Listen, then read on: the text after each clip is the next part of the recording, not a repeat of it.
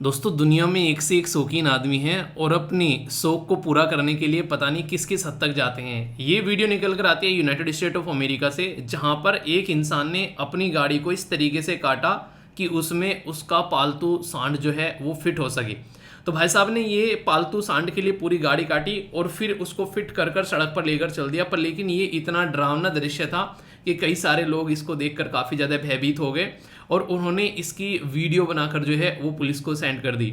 और पुलिस ने जो है तुरंत जो है वहाँ पर आकर बेसिकली गाड़ी को रोका और इस इंसान को जो है वो बुक कर लिया। क्यों, कंडीशन देखिए आप लोग, किस तरीके से गोबर वगैरह भी कर रखा है, पूरी गाड़ी काट कर ये एक तरीके सड़क पर इस तरीके से जानवर को लेकर घूमना ये कानून के खिलाफ है। यहाँ पर ये कंडीशन यहाँ पर देखने को मिली। एक तरीके सड़क पर आप लोग इस तरीके से किसी जानवर को लेकर नहीं जा सकते, और वो भी एक पैसेंजर गाड़ी में, अपनी खुद की पर्सनल गाड़ी को काट कर इस तरीके से सेट किया गया ताकि अपने सांड को लेकर। देखो पीछे से पूरी एक नॉर्मल गाड़ी है, ठीक है, जैसे कि नॉर्मल हम लोग घरों में कार चलाते हैं वो वाली गाड़ी है। तो एक तरीके से देखो आगे सींग देख रहे हैं आप लोग बेसिकली इस तरीके से है कि बहुत ही ज़्यादा सोच के ऐसा लगता है कि बहुत ही ज़्यादा पालतू टाइप का है। तो ये इस तरीके का शौक बड़ा ही डिफरेंट सा देखने को मिला। आप लोग ही क्या रहा है इसको देखकर? ये बेसिकली काफ़ी ज़्यादा वायरल वीडियो हो रही थी अभी यूनाइटेड स्टेट ऑफ अमेरिका में कि लोग जो है किस किस तरीके के शौक पालते हैं। क्या आपका भी कोई ऐसा डिफरेंट सा शौक है जिसको देखकर लोग चौंक जाए? तो बताइएगा जरूर। आगे बढ़ने से पहले एक छोटी सी इन्फॉर्मेशन, आज शाम को 6:30 बजे, एग्जैक्ट 6:30 बजे 6:30 जो है वो आप लोग की मंथली वीडियो आने वाली है। तो तैयार रहिएगा, अपना शानदार तरीके से डिस्कस करेंगे, पूरे मंथ की चीज़ें कवर की जाएगी सिंगल वीडियो के अंदर में। तो अच्छे से आप लोग उसको एंजॉय कर सकते हैं, ठीक है। जिस भी एग्जाम की आप लोग तैयारी कर रहे हैं, हर एक एग्जाम में आप लोगों को फायदा पहुंचाती है, तो उसके लिए आप लोग रेडी रहना। ये 6:30 बजे क्यों आ रही है? क्योंकि आप लोगों को पता है कि 4 से लेके 5 तक एप्लीकेशन पर एक टेस्ट होगा और दूसरा 5 से लेके 6 तक एक टेस्ट आप लोगों को देखने को मिलेगा। ये टेस्ट जो पहला है ये तो उसके लिए है जो कि वहां पर यूपीएससी की रेगुलर क्लासेस कर रहे हैं। तो कैसी रही क्लासेस, तो उसका वीकेंड में एक टेस्ट होता है जिससे कि आप लोग अपने प्रिपरेशन को चेक कर पाते हैं। दूसरा ये सबके लिए है, ये फ्री ऑफ कॉस्ट है कि पूरे सप्ताह में जो भी क्विज आप लोगों ने अटेम्प्ट किए उसका टेस्ट है कि कैसे आप लोगों ने अपने प्रिपरेशन को लेकर चले हो, तो ये उसका टेस्ट रहेगा। तो दोनों तैयार रहना, जो भी यहाँ पर जो यहाँ कोर्स का पार्ट है और जो यहाँ पर जो रेगुलर प्रैक्टिस कर रहे हैं वो शानदार तरीके से। और फिर 6:30 बजे आप लोग की मंथली वीडियो आप लोगों को देखने को मिलेगी। तो ऑल द बेस्ट यार, शानदार तरीके से इसको एंजॉय करना, ठीक है। कल का दिन कैसा रहा और आज के दिन को कैसे यूटिलाइज करने वाले हो ये आप लोगों को बताना है। देखता हूं किस किस तरीके से आप लोगों ने कल का दिन यूटिलाइज किया, क्योंकि अब जाने अनजाने में भी अगर आप लोगों ने देर की तो अब आप लोगों को इसका खामियाजा भुगतना पड़ेगा। क्यों? क्योंकि अब आपके पास में टाइम नहीं है, क्योंकि सितंबर स्टार्ट हो चुके हैं। देखते ही देखते आप लोगों के हाथ में से 8 महीने फिसल चुके हैं। अब अगर 4 महीने और सीरियस तरीके से आप लोगों ने नहीं किए तो जिंदगी सीरियस होने वाली है, ये बात आप लोग ध्यान रख लेना। क्योंकि इससे ज्यादा अब आप लोग और वो नहीं कहते कि रंगबाजी नहीं कर सकते। रंगबाजी मतलब कि अनडिसिप्लिन वे में लाइफ चल रही है, जब मन कर रहा है सो रहे हैं, जब मन कर रहा है उठ रहे हैं, बस ऐसी दुनियादारी चल रही है। तो सारी चीजें आप लोगों को सेट करनी पड़ेगी अगर रियलिटी में सीरियस होकर अब यहां से आगे चीजों को लेकर चलना चाहते हैं, ठीक है। कई सारे बच्चे पूछ रहे हैं कि सर आपने बोला था कि चीजें सिस्टमेटिक वे में स्टार्ट होने वाली है। जी हाँ, सिस्टमेटिक वे में स्टार्ट होने वाली है। और मैंने बोला था कि इस वीक के जो अंदर आप लोगों को चीजें जो है सिस्टमेटिक वे में स्टार्ट होती है आप लोगों को नजर आएगी। तो इसमें कुछ अनाउंसमेंट भी आप लोगों के रहेंगे, कुछ एक्स्ट्रा वीडियोस के लिए, कुछ आप लोगों की और भी इंपॉर्टेंट चीजें रहेंगी जिसके बारे में मैं आप लोगों से बात करूंगा, ठीक है। तो वो सारा लगभग टाइम जो सारी चीजें जो मैंने आप लोगों से बोला था वो सारी चीजें लगभग कंप्लीट हो चुकी हैं। अब सारी चीजें सिस्टमेटिक वे में चलेंगी। क्या अनाउंसमेंट है उसका वेट कीजिए थोड़ा सा, ठीक है। एक बच्चा कह रहा है सर टीचर्स डे का वेट कर रहे हो क्या? टीचर्स डे आ रहा है, उस पर अनाउंसमेंट आएंगे क्या? देखते हैं क्या होता है, टीचर्स डे पे आते हैं कब आते हैं ये मैं आप लोगों के लिए सरप्राइज रखी हूँ, ठीक है। बाकी यहाँ पर बहुत ही शानदार बात बोली गई है कि अगर मांगो तो अपने रब से मांगो। अगर देखिए सबसे बड़ी बात क्या होती है ना, किसी इंसान से अगर आप लोग कुछ मांगते हैं ना तो ऐसा लगता है कि वो आप लोगों के ऊपर एहसान कर रहा है, ठीक है। तो इसलिए यहां पर बोला कि ऊपर वाले से मांगो तो एहसान भी नहीं लगेगा। तो मांगो तो अपने रब से मांगो, जो दे तो रहमत और न दे तो किस्मत। लेकिन दुनिया से हरगिज मत मांगना, क्योंकि दे तो एहसान और न दे तो शर्मिंदगी। तो ये सिचुएशन आप लोगों को देखने को मिलेगी। आप लोग एक टेंडेंसी अगर जिंदगी में लेकर आ जाओ ना, अपना एक नेचर बना लो कि किसी भी इंसान से जिंदगी में हेल्प नहीं लेनी है। और ये नेचर जिस दिन आप लोगों ने बना लिया ये आप लोगों को बहुत ऊपर लेकर जाएगा। क्योंकि अगर ऐसा लग रहा है कि हेल्प लेनी भी है तो वो तब लेनी है जब आप लोगों को लगे कि अब बिल्कुल भी कुछ भी नहीं सॉल्यूशन है, बिना हेल्प मांगे काम नहीं चलने वाली है, तब जाकर आप लोग किसी से हेल्प मांगनी है। ये आप लोगों के अंदर में जो डिग्निटी लेकर आएगा, जो सेल्फ रेस्पेक्ट आप लोग की अपने मन में निकल कर आएगी, आप लोगों के अंदर में जो कॉन्फिडेंस रहेगा, जो डिसिप्लिन वे में आप लोग अपनी लाइफ को लेकर चल पाओगे, ये तब जाकर इस तरह का नेचर आप लोग देख पाओगे। वरना क्या होता है, घर से 10,000 रुपए आए, 5,000 रुपए जो है उड़ा दिए पहले दिन में, 5,000 रुपए किसी के उधार ले रखे थे वो दे दिए, पूरा महीना फिर से उधारी में चल रहा है। ऐसी जिंदगी जीना बहुत भारी पड़ेगा आने वाले टाइम में। अभी तो अकेले हो, आगे चलकर पूरा परिवार आप लोगों को थामना है, बहुत सारी रेस्पॉन्सिबिलिटी आएंगी, उस टाइम पर फिर क्या करोगे। तो कोशिश करो अभी से अपनी जिंदगी में पैसा कैसे बचाना है, किस तरीके से अपनी लाइफ को डिसिप्लिन में लेकर चलना है। ये ऐसे नहीं कि ये आप लोगों को बस अभी के लिए जरूरत है, ये पूरी जिंदगी काम आने वाली चीजें हैं। तो क्यों ना अभी से इनको अपनी आदतों में इंक्लूड कर लिया जाए, और आराम आराम से इंक्लूड होगी, क्योंकि बटन तो है नहीं, मशीन रीसेट किया और नई विंडो डाल दी और नया सॉफ्टवेयर डाल के स्टार्ट कर दिया। आदतें जितने आराम आराम से बिगाड़ी है उतनी आराम से सुधारनी पड़ेगी। तो ये बात आप लोग हमेशा ध्यान रखना, ठीक है। तो अब थोड़ा सा डिसिप्लिन वे में अब काम करिए, ओके। इंपॉर्टेंट पर्सनैलिटी है यहाँ पर, ये कौन है बताइए। ये अभी न्यूज में है काफी ज्यादा, क्योंकि एक कंट्री के नए लीडर चुनकर आए हैं। तो देखता हूं कौन कौन यहाँ पर इनके बारे में बता पाता है, ठीक है। तो बताइए जरा। अभी यहाँ पर काफी ज्यादा जो लार्ज स्केल पर जो न्यूज देखने को मिल रही है, वो अभी हमारे देश के अंदर में पार्लियामेंट के सेशन के बारे में बात की जा रही है कि आखिर क्या होने वाला है। वो नहीं कहते कि क्या होगा भाई साहब, देखते हैं क्या होगा। तो उसको लेकर बहुत सारे लोग जो हैं वो टेंशन में है कि क्या होने वाला है। अभी पार्लियामेंट ने एक सेशन के बारे में बात की, और उसकी के चलते साइमल्टेनियस इलेक्शन की बात की जा रही है। साइमल्टेनियस इलेक्शन क्या होता है, जैसे हमारे देश के अंदर में आज की डेट में 28 स्टेट है, ठीक है। तो 28 स्टेट है, और यूनियन टेरिटरी कितनी है बताइए। इनके सबके सेंट्रल गवर्नमेंट के साथ में अगर इलेक्शन कंडक्ट कराए जाए सबके, तो यहां पर इसको बोलते हैं साइमल्टेनियस इलेक्शन। यानी कि जब आप लोग वोटिंग डालने जाओगे, अपना वोट देने जाओगे, आप लोग स्टेट के लिए भी सेम वोट डालोगे उसी टाइम पर, और सेंटर के लिए भी सेम वोट डालोगे उसी टाइम पर। यानी कि 2 वोटिंग मशीन आप लोगों के सामने रखी होंगी, उनमें दोनों में आप लोग को वोट डालनी है। इस चीज को चेक करने के लिए फॉर्मर प्रेसिडेंट रामनाथ कोविंद जी की अध्यक्षता में एक कमेटी का गठन किया गया है, जो कि यहां पर ये चेक करेगी क्या ये संभावनाएं हैं कि साइमल्टेनियस इलेक्शन कराए जा सकते हैं। तो यहां पर यही बात सेम जो है, जो हमारे देश के अंदर में यूनियन मिनिस्टर है पार्लियामेंट्री अफेयर प्रहलाद जो जोशी साहब, उनके द्वारा भी डिक्लेयर किया गया है। तो आने वाले टाइम में कुछ नया चीज देखने को मिल सकती है। ये यहाँ पर नई चीज क्यों, क्योंकि इलेक्शन पास में आ रहे हैं। तो यहाँ पर देश के अंदर में बार बार डिस्कशन होता है कि क्यों ना इलेक्शन एक ही साथ में कंडक्ट कराया जाए, क्योंकि बार बार इलेक्शन होते हैं तो बहुत सारी दिक्कत देखने को मिलती है। तो यहाँ पर इसके लिए कई सारे लोग तो बोलते हैं हाँ बड़ी अच्छी बात है, कई सारे लोग बोलते हैं बिल्कुल भी अच्छी बात नहीं है। रीजन क्या है, आप लोगों को पहले इसके अच्छी बातें बताता हूँ, यानी कि अच्छे गुण क्या है, पहले हम लोग इसके वो देखते हैं, फिर दूसरी बातें डिस्कस करेंगे।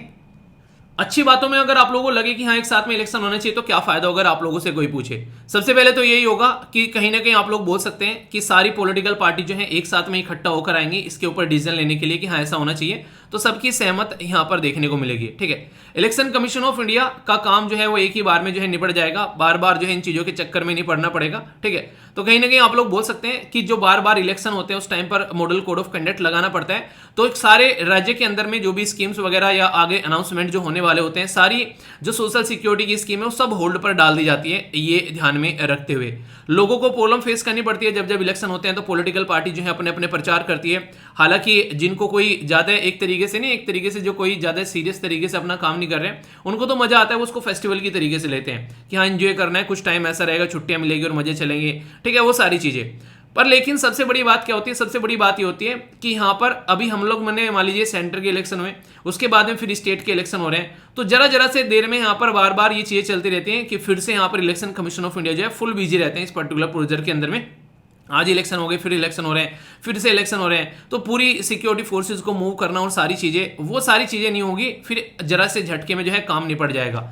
तो ये बातें आप लोगों को यहाँ पर देखने को मिलती हैं। पर लेकिन सबको सिंक्रोनस वे में चलाना कितना आसान है, ये पॉसिबल है। जैसे रिसेंटली अभी किसी राज्य के अंदर में इलेक्शन हुए, ठीक है, जैसे कर्नाटक की बात कर ले, अब बोले कि साइमल्टेनियस इलेक्शन आप लोगों को करवाने हैं यहाँ पर, कब मतलब अगले साल यहाँ पर करवाने हैं। तो क्या कर्नाटक स्टेट जो है वो इस बात के लिए सहमत होगा कि हाँ यार ऐसा कुछ कर लेते हैं, क्योंकि वो तो अभी वहां पर इलेक्शन में एक पॉलिटिकल पार्टी जीत कर आई है। दूसरा, हमारे पास में इतनी ईवीएम मशीन है कि हम लोग डबल ईवीएम मशीन लगा सकें, क्योंकि कई बार आप लोगों ने देखा होगा ईवीएम मशीन के अंदर में कई सारी दिक्कतें पड़ जाती हैं, और इतने लार्ज स्केल पर डबल ईवीएम मशीन लाना तो ह्यूज एक तरीके से पैसों का जरूरत पड़ेगी। क्या इतने लार्ज स्केल पर पूरे देश के अंदर में हम लोग सिक्योरिटी प्रोवाइड करा पाएंगे हर एक लेवल पर? हर एक स्टेट को अलग अलग तरीके से मैनेज कर पाएंगे? क्या लोगों को हम लोग ये समझा पाएंगे कि भाई साहब लोकल इलेक्शन ये है और ये सेंट्रल इलेक्शन है, दोनों में अलग अलग वोट डालनी है? क्योंकि जो सेंटर पे बेसिकली लोगों को जानते हैं वही वहां पर वोट डालेंगे, या फिर लोकल फेवरेट है तो वो सेंटर को इग्नोर करेंगे। तो ये बातें यहां पर कई बार बोली जाती है कि ये कैसे चलेगा कि लोग, हमारे देश के अंदर में आज भी बहुत कम लिटरेसी रेट है, तो कैसे हम लोग इसमें बैलेंस बना पाएंगे? तो बहुत सारे ऐसे मुद्दे बार बार यहां पर देखने को मिल रहे हैं। सारी अपोजिशन जिसको आप लोग इंडिया बोलते हो, तो क्या ये साथ में आ पाएगा? इंडिया की फुल फॉर्म क्या है बताइए? ये अपोजिशन पार्टी ने एक नया एक्रोनिम निकाला है, तो यहां पर बताइए इसकी फुल फॉर्म क्या है अगर आप लोगों से पूछ जाए। इसको बोला गया Indian national development inclusive alliance, इसका नाम यहां पर रखा गया इंडिया का। ठीक है, तो अब की बार जो इलेक्शन होंगे वो यहां पर आप लोगों को देखने को मिलेंगे, बीजेपी वर्सेस इंडिया देखने को मिलेगा। तो यहां पर इंडिया जीतता है या फिर बीजेपी जीतता है, ये मुद्दा काफी बड़ा रहने वाला है। तो यहां पर अगर साइमल्टेनियस इलेक्शन हो जाता है तो उसका क्या इंपैक्ट देखने को मिलेगा, तो ये भी मुद्दे यहां पर निकल कर आते हैं। आप लोगों को क्या लगता है कि ऐसे इलेक्शन होने चाहिए साइमल्टेनियस या फिर नहीं? यस या फिर नो में अपनी राय बताएगा। और ये क्वेश्चन जो है ये इंटरव्यू में भी आप लोगों से पूछा जाता है। ठीक है, साइमल्टेनियस इलेक्शन के बारे में ऐसे इशू हैं, ये आज से नहीं चले आ रहे हैं, बहुत लंबे समय से चले आ रहे हैं। अब तो फॉर्मर प्रेसिडेंट जो हैं उनकी अध्यक्षता में यहाँ पर एक पर्टिकुलर कमेटी का गठन किया जा रहा है, तो ये तो और भी बड़ी बात होगी यहाँ पर एक तरीके से आने वाले टाइम में। तो देखते हैं सॉल्यूशन क्या निकल कर आते हैं। कई सारे आर्टिकल छापे जाएंगे इसके बारे में, तो आप लोगों को प्रोज एंड कॉन्स जो है वो इसके बारे में पता होना चाहिए। ठीक है, तो ये काफी इंपॉर्टेंट है। ओके, इसी के साथ में मैंने अभी आप लोगों से 1-2 दिन पहले आप लोगों से आदित्य L1 के बारे में डिस्कस किया था काफी डिटेल में। L1 की फुल फॉर्म आप लोगों को बतानी है, देखता हूं कौन से इसके बारे में बताते हैं, क्योंकि अभी फिर से डिस्कस करूंगा तो पूरा का पूरा आप लोगों को देखने को मिलेगा। अभी डिस्कस किया 1-2 दिन पहले। ठीक है, वीडियो को देखना आप लोग, पूरे डिटेल में सारी बातें मैंने डिस्कस किया। ऐसा नहीं कि डिस्कस नहीं करूंगा, आज लॉन्च हो जाएगा इसके बारे में फिर डिटेल में फिर से डिस्कस करूंगा। ठीक है, तो आज डिस्कस करने का कोई मतलब बनता नहीं है, 2 दिन पहले डिस्कस किया है, फिर से डिस्कस करेंगे और फिर से डिस्कस करना है, क्योंकि जब लॉन्च होगा उसके बारे में कई सारे आर्टिकल आएंगे, तो इसलिए आज टाइम वेस्ट करने का कोई मतलब इस टॉपिक के ऊपर नहीं है। ठीक है, तो ये टाइम पास करने वाली बात हो जाएगी कि पता तो है ये मुझे सारी बातें फटाफट में बता दूंगा, टाइम पास हो जाएगा मेरी तरफ से। तो ठीक है, तो मैं टाइम पास करने के मूड में नहीं हूं, तो यहां पर इसलिए इसको आज इसको होल्ड कर लेते हैं, जैसे ही लॉन्च होता है तो इसको डिस्कस कर लेंगे। ठीक है, तो यहां पर वरना बाद में पता ही है दुनिया भर के आर्टिकल आने वाले हैं। अच्छी बात है कि याद रखिएगा आप लोग, जो क्वेश्चन बन सकता है, यूरोपियन स्पेस एजेंसी जो है वो यहां पर आदित्य L1 मिशन को जो है वो यहां पर सपोर्ट कर रही है। बाकी बहुत सारी डिटेल्स इंफॉर्मेशन जो भी होंगी वो बाद में हम लोग डिस्कस करेंगे ही करेंगे। ठीक है, तो ये बेसिक इंफॉर्मेशन है जो आप लोग यहां पर याद रख सकते हैं। ईपीएफओ के कोर्स को लेकर कई सारे बच्चे जो हैं बहुत ज़्यादा इंथुजियास्टिक थे, शानदार तरीके से उसको एंजॉय कर रहे थे। कुछ बच्चे ऐसे थे जो उसको फॉलो कर ये मुझे अभी पता चला, कई सारे बच्चों ने मेल किया कि सर हम तो उस पर्टिकुलर कोर्स को यूज़ कर अपने स्टेट पीसीएस की भी तैयारी कर रहे थे। ठीक है, वो मुझे काफ़ी एक तरीके से सरप्राइजिंग लगा, क्योंकि कोर्स की वैलिडिटी जो थी वो 2 जुलाई थी। 2 जुलाई को जो है कोर्स कंप्लीट हो गया था, क्योंकि मेनली वो कोर्स जो था वो ईपीएफओ के लिए था। पर लेकिन आप लोगों को पता है कि वो बेसिकली ईपीएफओ के लिए तो था ही, पर इतनी डिटेल में वहां पर चीजें कवर करा दी गई थी कि वहाँ किसी भी एग्जाम के लिए आप लोग उसको यूज कर सकते थे। ठीक है, तो इसलिए कई सारे बच्चे बोल रहे थे कि सर यहाँ पर कुछ ऐसा छोटा सा एक कोर्स अगर आ जाए जिससे कि स्टेट पीसीएस के ऊपर अच्छे से फोकस किया जा सके, या फिर किसी भी एग्जाम के लिए हम लोग देखिए, अभी जो कोर्स है हमारे मेनली यूपीएससी के लिए आप लोगों को देखने को मिलते हैं, जिसमें काफी डिटेल में चीजें हैं। इनका तो नेक्स्ट लेवल है, खैर इससे कुछ कम लेवल पर जैसे कि ईपीएफओ वाला कोर्स था, कुछ ऐसा अगर आ जाए तो सर काफी ज्यादा फायदा देखने को मिल जाए। ऐसा कुछ आप लोगों को लगता है कि यहाँ पर, क्योंकि उसके अंदर में सारी कंप्यूटर की क्लासेस थी, सारी साइंस की क्लासेस थी, मतलब पूरा का पूरा आप लोगों को एप्टीट्यूड वगैरह देखने को मिलता था, इंडस्ट्रियलाइजेशन, लेबर लॉज, वो एक अलग ही लेवल की चीज़ थी। ठीक है, तो वो एक नेक्स्ट लेवल की चीज़ थी। तो क्या कोई ऐसा एक छोटा सा कोर्स यहाँ पर होना चाहिए जो कि इसमें आप लोग किसी भी एग्जाम की अगर तैयारी करो, खासकर एक तरीके से स्टेट पीसीएस की अगर आप लोग तैयारी करें, तो आप लोगों का फाउंडेशन वहाँ पर तैयार हो जाएगा। किस किस को लगता है कि ऐसा कुछ होना चाहिए, और उसके लिए प्राइस क्या रखा जाए मुझे ये भी बताइएगा, जिसमें कि आप लोग किसी भी एग्जाम की तैयारी कर रहे हैं इंडिया के अंदर में अगर, तो उसको देखने के बाद में आप लोगों को लगेगा कि हाँ यार ये चीज बहुत बखूबी हम लोगों ने देखी है। ठीक है, मतलब इससे आप लोगों का फाउंडेशन तैयार हो जाएगा। यस या फिर नो इसके बारे में आप लोग बताइए, फिर उसके बाद में डिसाइड करते हैं और बताते हैं कि किस तरीके से क्या किया जा सकता है, कुछ किस तरीके से चीज़ों को लेकर चला जा सकता है यहाँ पर। ये फिर इसके बारे में मैं आप लोगों से एक प्लान बताता हूँ आप लोगों को। ठीक है, क्योंकि इसके बारे में कई सारे जो आप कस्टमर केयर पर भी कई सारे मैसेज आए यहाँ पर कि ये काफ़ी अच्छा कोर्स था, क्योंकि मेनली आप देखो ईपीएफओ के लिए था वो देखा जाए तो। ठीक है, वो अलग बात है कि टीचर ने इतनी तसल्ली में वहाँ पर चीज़ें कवर की, तो वो आप लोगों को काफ़ी पसंद आया। तो इसके बारे में बातें करेंगे, टेंशन मत लेना। ठीक है, बाकी यूपीएससी के लिए सीरियस हो तो टाइम काफ़ी कम है, अभी आप लोग चीज़ों को अच्छे से लेकर चल सकते हो, इंस्टॉलमेंट में भी आप लोग ले सकते हो शानदार तरीके से, और बाकी studyloverveer.in वेबसाइट पर भी आप लोग कनेक्ट हो सकते हो। आप लोग अपना फीडबैक जरूर दिया करो, जो भी चीज़ें आप लोगों को अच्छी या बुरी लगती हैं, ताकि मुझे भी पता चलता रहे इन चीज़ों के बारे में। तो अपनी कमेंट बॉक्स में भी आप लोग अपनी बातें बता सकते हो, ठीक है। और बाकी लेक्चर जैसा भी लगता है बताया जरूर करो, अच्छा है बुरा, ओके। ये जो आर्टिकल है बिजनेस स्टैंडर्ड के अंदर कवर किया गया, बहुत ही डिटेल में ये आर्टिकल है, ये जो कवर किया गया, और ये आर्टिकल जो है इंडियन एक्सप्रेस के अंदर भी कवर किया गया। तो जो भी इंपॉर्टेंट पॉइंट्स हैं वो मैं आप लोगों के सामने रखने वाला हूं, और ये काफी इंपॉर्टेंट आर्टिकल है, ढंग से सुनिएगा क्योंकि इसके ऊपर क्वेश्चन रहेंगे जिनके आंसर आप लोगों को देने हैं, ठीक है। तो अच्छे से बातें करेंगे पूरे टॉपिक के बारे में। बात की जा रही है ILO के बारे में। ILO क्या है? इसको बोलते हैं इंटरनेशनल लेबर ऑर्गेनाइजेशन। बोला गया है कि लेस देन ए quarter Indian under social protection net. Social protection क्या होता है? जैसे कि आज की डेट में आप लोगों के पास में इंश्योरेंस है, कल को बीमार हो जाओ, एक्सीडेंट हो जाए तो एक्सीडेंटल इंश्योरेंस है, तो ये होती है सोसाइटी की प्रोटेक्शन प्रोवाइड कराना। तो ऑल ओवर वर्ल्ड में कई सारी कंट्री ऐसी हैं जो शानदार तरीके से अपने लोगों को सोशल प्रोटेक्शन देती हैं, पर हमारे देश में ये रिवाज नहीं है। मतलब हम लोग मोबाइल का इंश्योरेंस ले लेते हैं, आईफोन लेके आए भाई साहब इंश्योरेंस ले लेते हैं, क्यों? क्योंकि किडनी बेच के लिए है। अच्छा, अपनी किडनी बेच के लिया तो अपनी किडनी का इंश्योरेंस कराया था? अरे नहीं, अपनी तो है, क्या कराना है? ऐसे आप लोगों को चीज़ें देखने को मिलती है। तो ये हमारे देश के अंदर बड़ी कंडीशन है।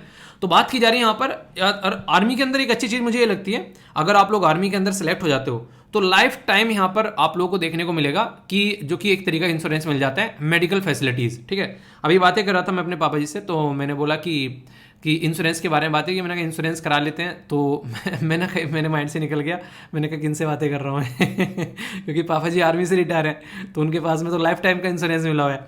तो उन्होंने बोला कि मुझे क्या ज़रूरत है, मुझे और मम्मी को ज़रूरत नहीं है, आप ना देखो तुमको कैसे कराना है। मतलब कि एक तरीके से, मतलब कि हम लोगों को कराना पड़ेगा क्योंकि एक तरीके से हम आर्मी में नहीं है। और बच्चों के लिए कब तक होता है? बच्चों के लिए होता है 25 ईयर तक। अगर आप लोग जो है आर्मी में है तो आप लोगों के जो पेरेंट्स हैं, तो मतलब आप लोगों के पेरेंट्स आर्मी में, तो आप लोग 25 साल तक मिल जाएगा, ठीक है। तो इस तरीके से है वो, किसी लिए क्योंकि इसे गाड़ी वाड़ी चलाते हैं तो कल को एक्सीडेंट हो जाए तो एक्सीडेंटल इंश्योरेंस कम से कम आप लोगों का होना चाहिए। अगर आप लोग गाड़ी चलाते हैं, बाइक चलाते हैं, अगर आप लोग स्कूटी चलाते हैं, खासकर लड़कियां, ठीक है, तो ये आप लोग हमेशा इसको करवा लीजिए। बड़ा ही सस्ता सा होता है, बहुत ही माइन्यूट प्राइस पे, पर लेकिन बहुत ही फायदेमंद है, ओके। बात करें यहाँ पर, बात की जा रही है ये एक रिपोर्ट के बारे में, रिपोर्ट के बारे में पूछा जा सकता है कि वर्ल्ड सोशल प्रोटेक्शन रिपोर्ट कौन प्रस्तुत करता है? तो इंटरनेशनल लेबर ऑर्गेनाइजेशन प्रस्तुत करती है, और इसने चौंका देने वाले डेटा आप लोगों के सामने रखे हैं। बोला गया है ओनली 24.4% जो इंडियन है वो आज की डेट में आप लोगों को देखने को मिलेगा सोशल प्रोटेक्शन स्कीम लेकर घूम रहे हैं। यानी कि टोटल 1/4 जो हमारी पॉपुलेशन है उसका ओनली 1/4 यानी कि लगभग 25% लोग जो हैं वो सोशल प्रोटेक्शन लिए हुए हैं। हमसे ज्यादा तो बांग्लादेश वाले लिए हुए हैं 28%। तो यहां से आप लोग अंदाजा लगा सकते हैं कि हम लोग जो है कितने पीछे चल रहे हैं, और इसके ऊपर हम लोगों को काम करने की जरूरत है। अब थोड़ा समझ लेते हैं सोशल प्रोटेक्शन में आता क्या क्या है। अगर कोई आप लोगों से पूछ ले, सोशल प्रोटेक्शन जब स्कीम मिल जाती है इंसान को, तो ये समझो कि एक तरीके से उसकी जिंदगी में थोड़ी सी शांति आ जाती है।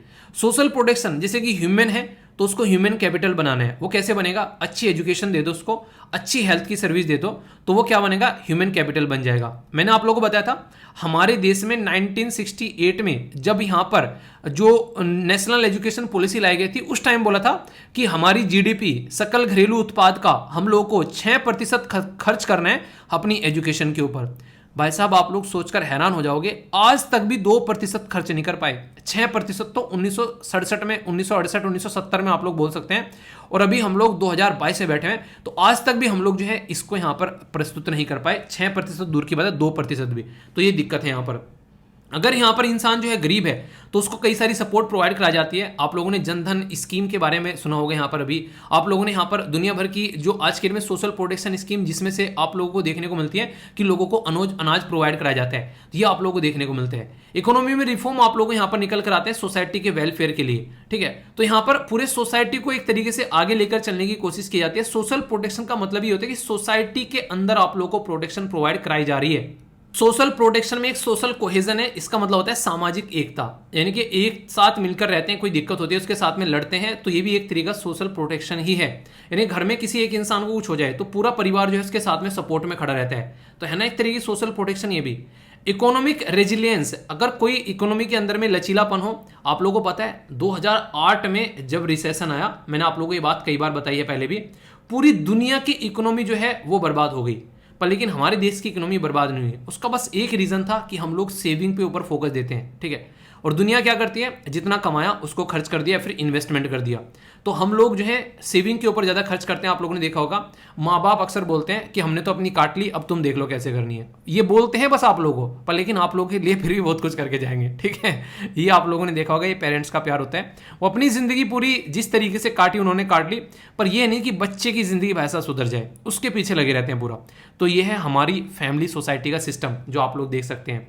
रिस्क मैनेजमेंट के बारे में बात की जा रही है कि रिस्क को कैसे मैनेज करना है। और लाइवलीहुड जो है लोगों के लिए, अभी आप लोगों ने देखा हमारे देश में बोला गया प्राइम मिनिस्टर मोदी साहब के द्वारा कि 10 लाख जॉब अभी आने वाले टाइम में क्रिएट करेंगे।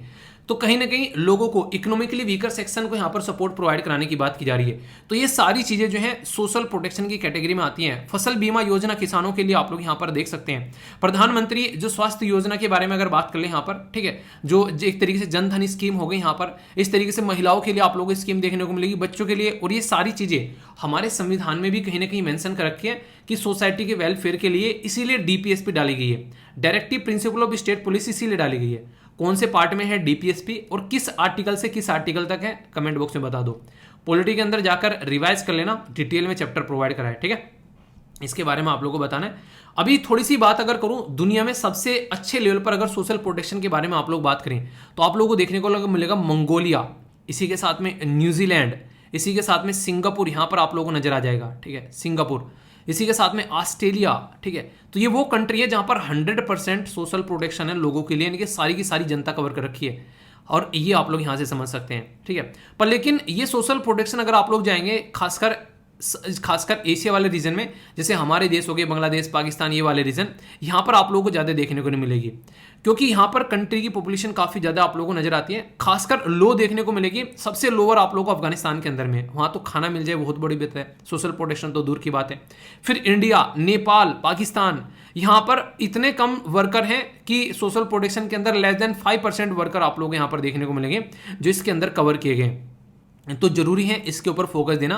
ऑल ओवर वर्ल्ड में अगर बात करें, ये मानते हैं कि लगभग 46% जो है लोग ग्लोबल लेवल पे, वो यहाँ पर जिसके अंदर कवर करने की बात की जा रही है, एटलीस्ट किसी एक प्रोटेक्शन में, तो कोई एक प्रोटेक्शन स्कीम, हेल्थ की स्कीम होगी, जैसे कोई और खाने पीने की होगी, ठीक है।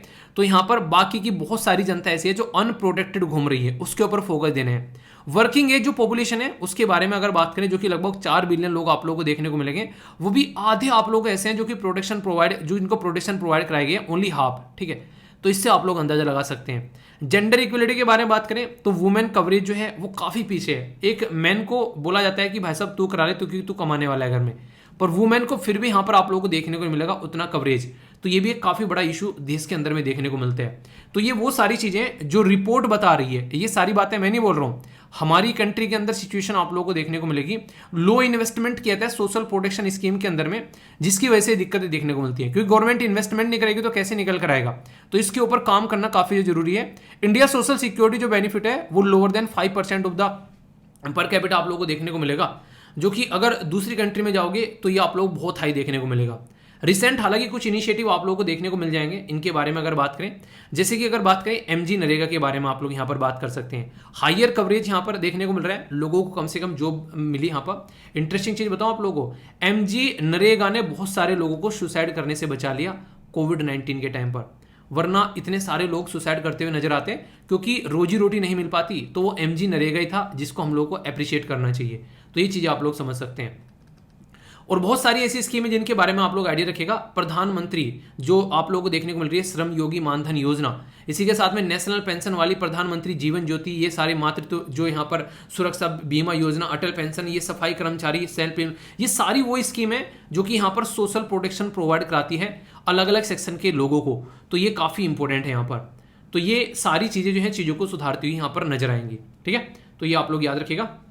ये जो रिपोर्ट किसके द्वारा प्रस्तुत की गई है, याद रखिएगा, ये है इंटरनेशनल लेबर ऑर्गेनाइजेशन, जिसको आईएलओ बोलते हैं। इंपॉर्टेंट इसलिए भी है क्योंकि 1919 में इसको 100 साल पूरे हो गए, इसीलिए कई सारे स्टेट पीसेस के अंदर में क्वेश्चन चिपका दिया उठाकर। कि हाँ पढ़ा होगा ही नहीं, पता है हम लोग को, क्वेश्चन पूछ लेते हैं, बहुत सारे ना मजे लेते रहते हैं, ठीक है। तो ये चीज़ें आप लोग देखो, और कई सारे यूपीएससी ने क्वेश्चन पूछे आप लोग देखते हैं एग्जाम में ऑर्गेनाइजेशन से ओनली, क्योंकि बहुत सारी ऑर्गेनाइजेशन न्यूज़ में थी अलग अलग रीजन की वजह से। तो इंटरनेशनल लेबर ऑर्गेनाइजेशन जो है इसको यहाँ पर ये इस्टेब्लिश किया गया था 1919 में। आगे चलकर यहाँ पर इसको नोबेल पीस प्राइज मिला, इतना शानदार काम किया इसने। और इसी के चलते यहाँ पर ओनली ट्राइपार्टाइट एजेंसी है जिसमें 3 काम करते हैं, गवर्नमेंट, एम्प्लॉई और वर्कर, सारे मिलकर आप लोग यहाँ पर काम करते हुए नजर आएंगे। ये 4 रिपोर्ट बनाती है भाई साहब, चारों में से कोई ना कोई रिपोर्ट हर साल पूछ ली जाती है। World economic and outlook report जो है यही बनाती है, ग्लोबल वेज रिपोर्ट यही बनाती है, सोशल डायलॉग रिपोर्ट यही बनाती है, वर्ल्ड सोशल प्रोटेक्शन रिपोर्ट जिसके बारे में मैंने बात की वो यही बनाती है। तो ये जो डेटा इकट्ठा करती है उसके बाद में यहाँ पर आप लोगों के सामने कोई ऐसी स्कीम लाकर रख देती है, तो इसी से निकल कर आती हैं चीजें। तो ये आप लोग समझ के चलिएगा। तो ये एक ऑर्गेनाइजेशन भी आप लोग की यहाँ पर कवर हो गई, तो कंफ्यूजन नहीं होना चाहिए। क्वेश्चन है इसके बारे में 2017 में यहां से क्वेश्चन भी पूछा गया यूपीएससी के द्वारा। बोला गया does the rights of the person with disability act 2016 ensure an effective mechanism for the empowerment and inclusion of the intended beneficiary in the society, discuss. तो समाज के अंदर में जो भी ये तबका है सोसाइटी में जिसको नॉर्मली आप लोग बोलते हैं दिव्यांगन, तो उसके लिए कानून लाया गया था। तो उनके सशक्तिकरण के बारे में यहाँ पर बात की जा रही है, जो तंत्र यूज किया जा रहा है, तो उसके ऊपर विचार विमर्श आप लोग करने हैं। तो सोशल प्रोटेक्शन स्कीम के बारे में आप लोग यहाँ पर बोल सकते हैं कि चीजें आप लोगों से एग्जाम में पूछी गई हैं, तो कंफ्यूजन नहीं होना चाहिए, ठीक है। क्वेश्चन इसको अटेम्प्ट करो, देखता हूं कौन कौन से आंसर देता है। बात की जा रही है आईएलओ के बारे में। तो आईएलओ इनके इंटरनेशनल लेबर ऑर्गेनाइजेशन कौन सी रिपोर्ट यहाँ पर प्रस्तुत करती है। तो बताइए, वीडियो को पॉज कर आंसर देना। अब मैंने सोचा है कि क्वेश्चन के आंसर आप लोगों को नहीं दिया करूं। रीजन क्या है? रीजन ये है कि पीपीटी में भी वो रहते हैं, टॉपिक जस्ट अभी पढ़ाता हूं तो उसका आंसर देने का कोई मतलब बनता नहीं है। तो ये इतनी तो मशक्कत कम से कम आप लोग करनी चाहिए। पीपीटी में आप लोगों को सारे आंसर मिल ही जाते हैं, ठीक है। तो अगर वो भी आंसर यहीं पर ही बता दो तो फिर क्या ही मतलब रहेगा यार उसका। तो थोड़ा सा एफर्ट आप लोग भी डालो, बिल्कुल स्पून फीडिंग जो है वो सही नहीं रहती है जिंदगी के लिए, ठीक है। तो ये आंसर आप लोग बताओ, देखता हूं कौन से आंसर देता है। ए में बोला गया 1 2 3, बी में बोला गया 2 3 4, सी में बोला गया 1 3 4 और डी में बोला गया all of the above. Interesting question है। यहां पर बात की जा रही है कि इंटरनेशनल लेबर ऑर्गेनाइजेशन के बारे में बोला गया कि स्टैब्लिश की गई ट्रीटी ऑफ वार्साई की वजह से, जो कि 1919 में आई, पहली स्टेटमेंट। दूसरा बोला गया कि यहां पर फर्स्ट स्पेशलाइज्ड एजेंसी है यूनाइटेड नेशन की, यहां पर जिसको 1945 में यहां पर स्टैब्लिश किया गया।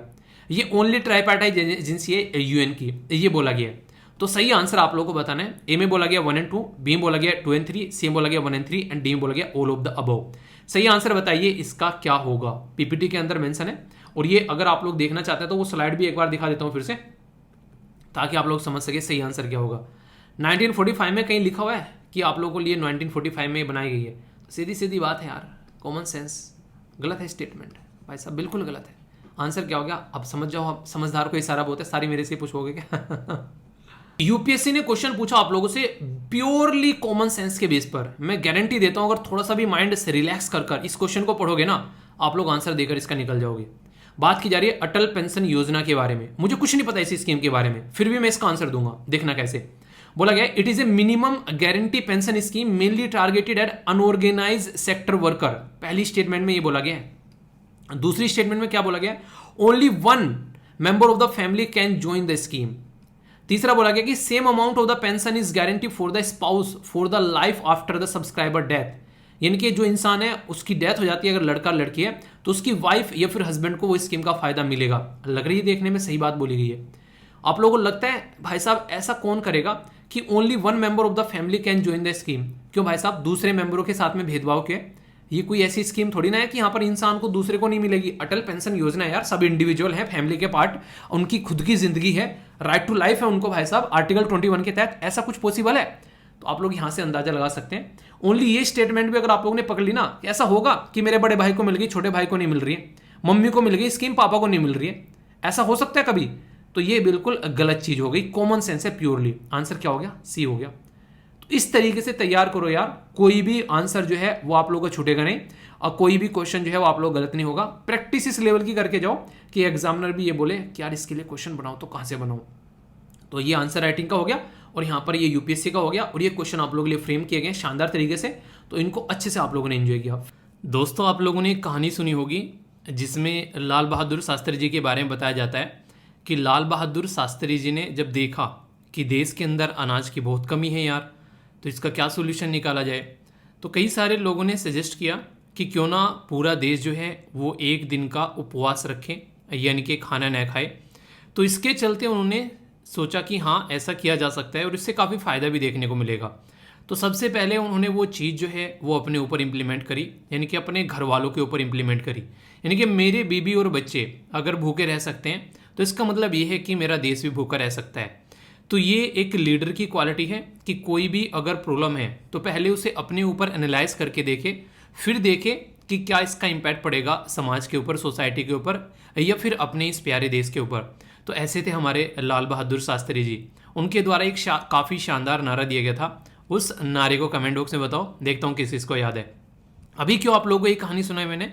ये कहानी मैंने इसलिए सुनाई क्योंकि अभी ये बताया जा रहा है कि आने वाले टाइम पे जिस तरीके से पॉपुलेशन बढ़ती जा रही है तो खाने की डिमांड जो है वो बहुत ज़्यादा बढ़ेगी और उसके लिए और ज़्यादा ज़मीन की रिक्वायरमेंट पड़ेगी। यानी कि जो ज़मीन अभी हमारे पास में है उस ज़मीन से हम लोगों का पेट नहीं भर पाएंगे। अगर लोगों का पेट भरना है और ज़्यादा ज़मीन जो है रिक्वायरमेंट हमको चाहिएगी, और उसके लिए क्या करना पड़ेगा? आप लोगों के माइंड में क्या आता है? और ज़्यादा ज़मीन अगर चाहिएगी तो हम लोग को सीधा सीधा क्या करना पड़ेगा? कोई भी एक ऑप्शन आप लोग बताओ कि क्या सॉल्यूशन है इसका। यानी कि आप लोगों को अगर ज़मीन भी ज़्यादा नहीं चाहिए, हम लोग को पैदावार भी बढ़ानी है, तो उसके लिए भी आप लोग सॉल्यूशन बता सकते हैं। ये ऐसे क्वेश्चन आप लोगों से इंटरव्यू में पूछे जाते हैं नॉर्मली, कि जैसे कि किसी पर्टिकुलर एरिया में आप लोग देखोगे, जैसे अगर मैं बात करूं यहाँ पर सोलर पैनल के बारे में, तो इस तरह क्वेश्चन आप लोगों से पूछे जाते हैं। जैसे हमारे देश में सोलर पैनल जब स्टार्टिंग में इंप्लीमेंट किए जा रहे थे सौर एनर्जी को लेकर, तो उस टाइम पर उसकी जो प्राइस थी वो काफ़ी ज़्यादा थी, और उस टाइम पर अगर दूसरी जो बिजली हम लोग प्रोड्यूस करते हैं वो काफ़ी ज़्यादा सस्ती थी। तो क्वेश्चन कुछ ऐसा पूछा गया कि सोलर पैनल का जो प्राइस है वो इतना हाई है, और हमारी कंट्री में अगर बात करें कोयले से प्रोड्यूस की गई जो बिजली है उसका प्राइस काफ़ी सस्ता है, तो क्या हमको कोयले से प्रोड्यूस की गई बिजली को ही फॉलो करना चाहिए? क्यों सोलर पैनल में इतना पैसा खर्च करना है? तो इस तरीके से वो जानना चाहते हैं कि किसी मुद्दे पर आप लोग कैसे सोचते हैं, और वो सोच अगर आप लोगों ने एक बार डेवलप कर ली तो फिर कोई दिक्कत देखने को नहीं मिलेगी। एक और छोटी सी बात मैं पूछना चाहूँगा, क्या कभी भी आप लोग एक दिन जो है भूखे रहे हैं? यानी कि आज खाना ही नहीं मिला, ऐसा नहीं कि खाना व्रत की वजह से नहीं खाया, मतलब कि खाना मिला ही नहीं। अगर मिला ही नहीं वो तो बहुत ही बुरी कंडीशन हो गई इसका मतलब ज़िंदगी में। पर कई सारे लोग हैं कि फास्ट रख लिया, उसकी वजह से भी खाना नहीं खाया, तो आप लोगों को देखने को मिलता होगा शाम तक आते आते पेट में चूहे नहीं डायनासोर कूदने लगते हैं। ठीक है, ऐसा लगता है कि बस किसी तरीके से खाना मिल जाए, वो वाली कंडीशन देखने को मिलती है। पर लेकिन इस सिचुएशन को उस इंसान के साथ में सोचो आप लोग, आपने तो ये जो एक तरीके से फास्ट रखा है वो अपनी मर्जी से रखा है, पर एक ऐसा तबका सोसाइटी का जिसको खाना ही नहीं मिल रहा है, उसके बारे में आप लोग जरा सोच के देखो कि क्या इम्पैक्ट पड़ता है जब इंसान जो है वो खाना ही नहीं खा पाता है। आप लोगों ने सुना होगा अक्सर कि भूखे पेट जो है वो भगवान के भजन नहीं होते, ये रियलिटी है। इसीलिए हर जगह सस्टेनेबल डेवलपमेंट गोल में भी अगर आप लोग देखेंगे, एजुकेशन यानी कि पढ़ाई से पहले वहाँ पर हेल्थ को रखा गया है। यानी कि अगर इंसान की हेल्थ सही होगी, बाकी सारी चीज़ें जो है वो इंसान सही कर लेगा। तो इसी को ध्यान में रखते हुए सबसे जो बेसिक रिक्वायरमेंट है वो है खाना। और अगर बोला जा रहा है कि जैसे पैटर्न में हम लोग चल रहे हैं तो ऐसे पैटर्न में चलते रहे तो 2050 तक का हम लोग ये जो खाने की पूर्ति है वो कंप्लीट नहीं कर पाएंगे। तो अपने ही आप में काफ़ी बड़ी बात आप लोग बोल सकते हो। एक इंसान के बारे में अगर बोला जाए तो बेसिक चीज़ें आप लोगों ने सुनी होगी, क्या चाहिए इंसान को? कि रोटी, कपड़ा और मकान। रोटी उसमें सबसे पहले बोला जाता है, अगर वो डायलॉग भी आप लोगों को याद हो तो यहाँ से आप लोग चीज़ों को अंडरस्टैंड कर सकते हैं कि आने वाले टाइम में ये प्रॉब्लम कितनी बड़ी होने वाली है। आप लोगों को पता है, जैसे मैंने क्वेश्चन पूछा था कि बताओ कि क्या करना पड़ेगा अगर हम लोगों को ज़्यादा ज़मीन चाहिए या फिर ज़्यादा खाना उगाना है, तो दो सीधे सीधे सॉल्यूशन आप लोग यहाँ पर बोल सकते हैं। एक तो सीधी सीधी बात आप लोगों को देखने को मिलेगी, मतलब किया जाएगा जो नॉर्मली, एक तो पेड़ काटे जाएंगे कि ज़मीन ज़्यादा कहाँ से निकल कर आएगी, वो फॉरेस्ट से निकल कर आएगी। और ये मैं नहीं बोल रहा हूँ कि ऐसा करना चाहिए, ऐसा हो रहा है। यानी कि ब्राज़ील में आप लोग देखो, अमेजन के जो फॉरेस्ट है यहाँ पर वो काफ़ी लार्ज स्केल पर क्लियर किए जा रहे हैं। किसके लिए? ओनली एग्रीकल्चर के लिए, यानी कि खेती करने के लिए। तो मैं इंडिया के अंदर बैठा हुआ आप लोगों को ये बात पढ़ा रहा हूँ, जिस टाइम ये पढ़ा रहा हूँ उस टाइम पर ब्राज़ील के अंदर में ये कार्यक्रम या फिर आप लोग बोलो ये कुक्रम ऑलरेडी दुनिया में चल रहा है कि फॉरेस्ट को साफ किया जा रहा है। बेसिकली यहाँ पर कुछ लोग तो इसको आवश्यकताओं की पूर्ति बोलते हैं, और कुछ यहाँ पर इसको बिजनेस के पॉइंट ऑफ व्यू से भी यहाँ पर बोल रहे हैं कि आखिर जंगलों में से निकलता है क्या है, क्यों ना एग्रीकल्चर की जाए, खेती की जाए, और यहाँ पर अपने लोगों की जो बेसिकली एक तरीके से ना एक पैदावार बढ़ाई जाए, एक तरीके से लोगों को और अच्छी जिंदगी यहाँ पर दी जाए। हर एक देश का नेता यहाँ पर कुछ ऐसा ही सोचता है। ऐसा ही सोचा जा रहा है यहाँ पर फिलहाल के टाइम पर कई सारे देशों के अंदर, इवन अफ्रीका कॉन्टिनेंट के अंदर में भी। तो जिस तरीके से ये ग्लोबल लेवल पर जो पॉपुलेशन बढ़ रही है, बोला जा रहा है कि अभी फिलहाल के कंपेयर में अगर आप लोग देखोगे, फिलहाल का मतलब अगर इसको आप लोग 2012 के साथ में कंपेयर करो, तो यूनाइटेड नेशन की रिपोर्ट के हिसाब से माने तो फूड की डिमांड जो है, जो फूड की demand to support the global जो पॉपुलेशन है, वो 50% मोर देखने को मिलेगी 2050 में एज कंपेयर टू 2012 में। मतलब क्या हो गया, समझाता हूं।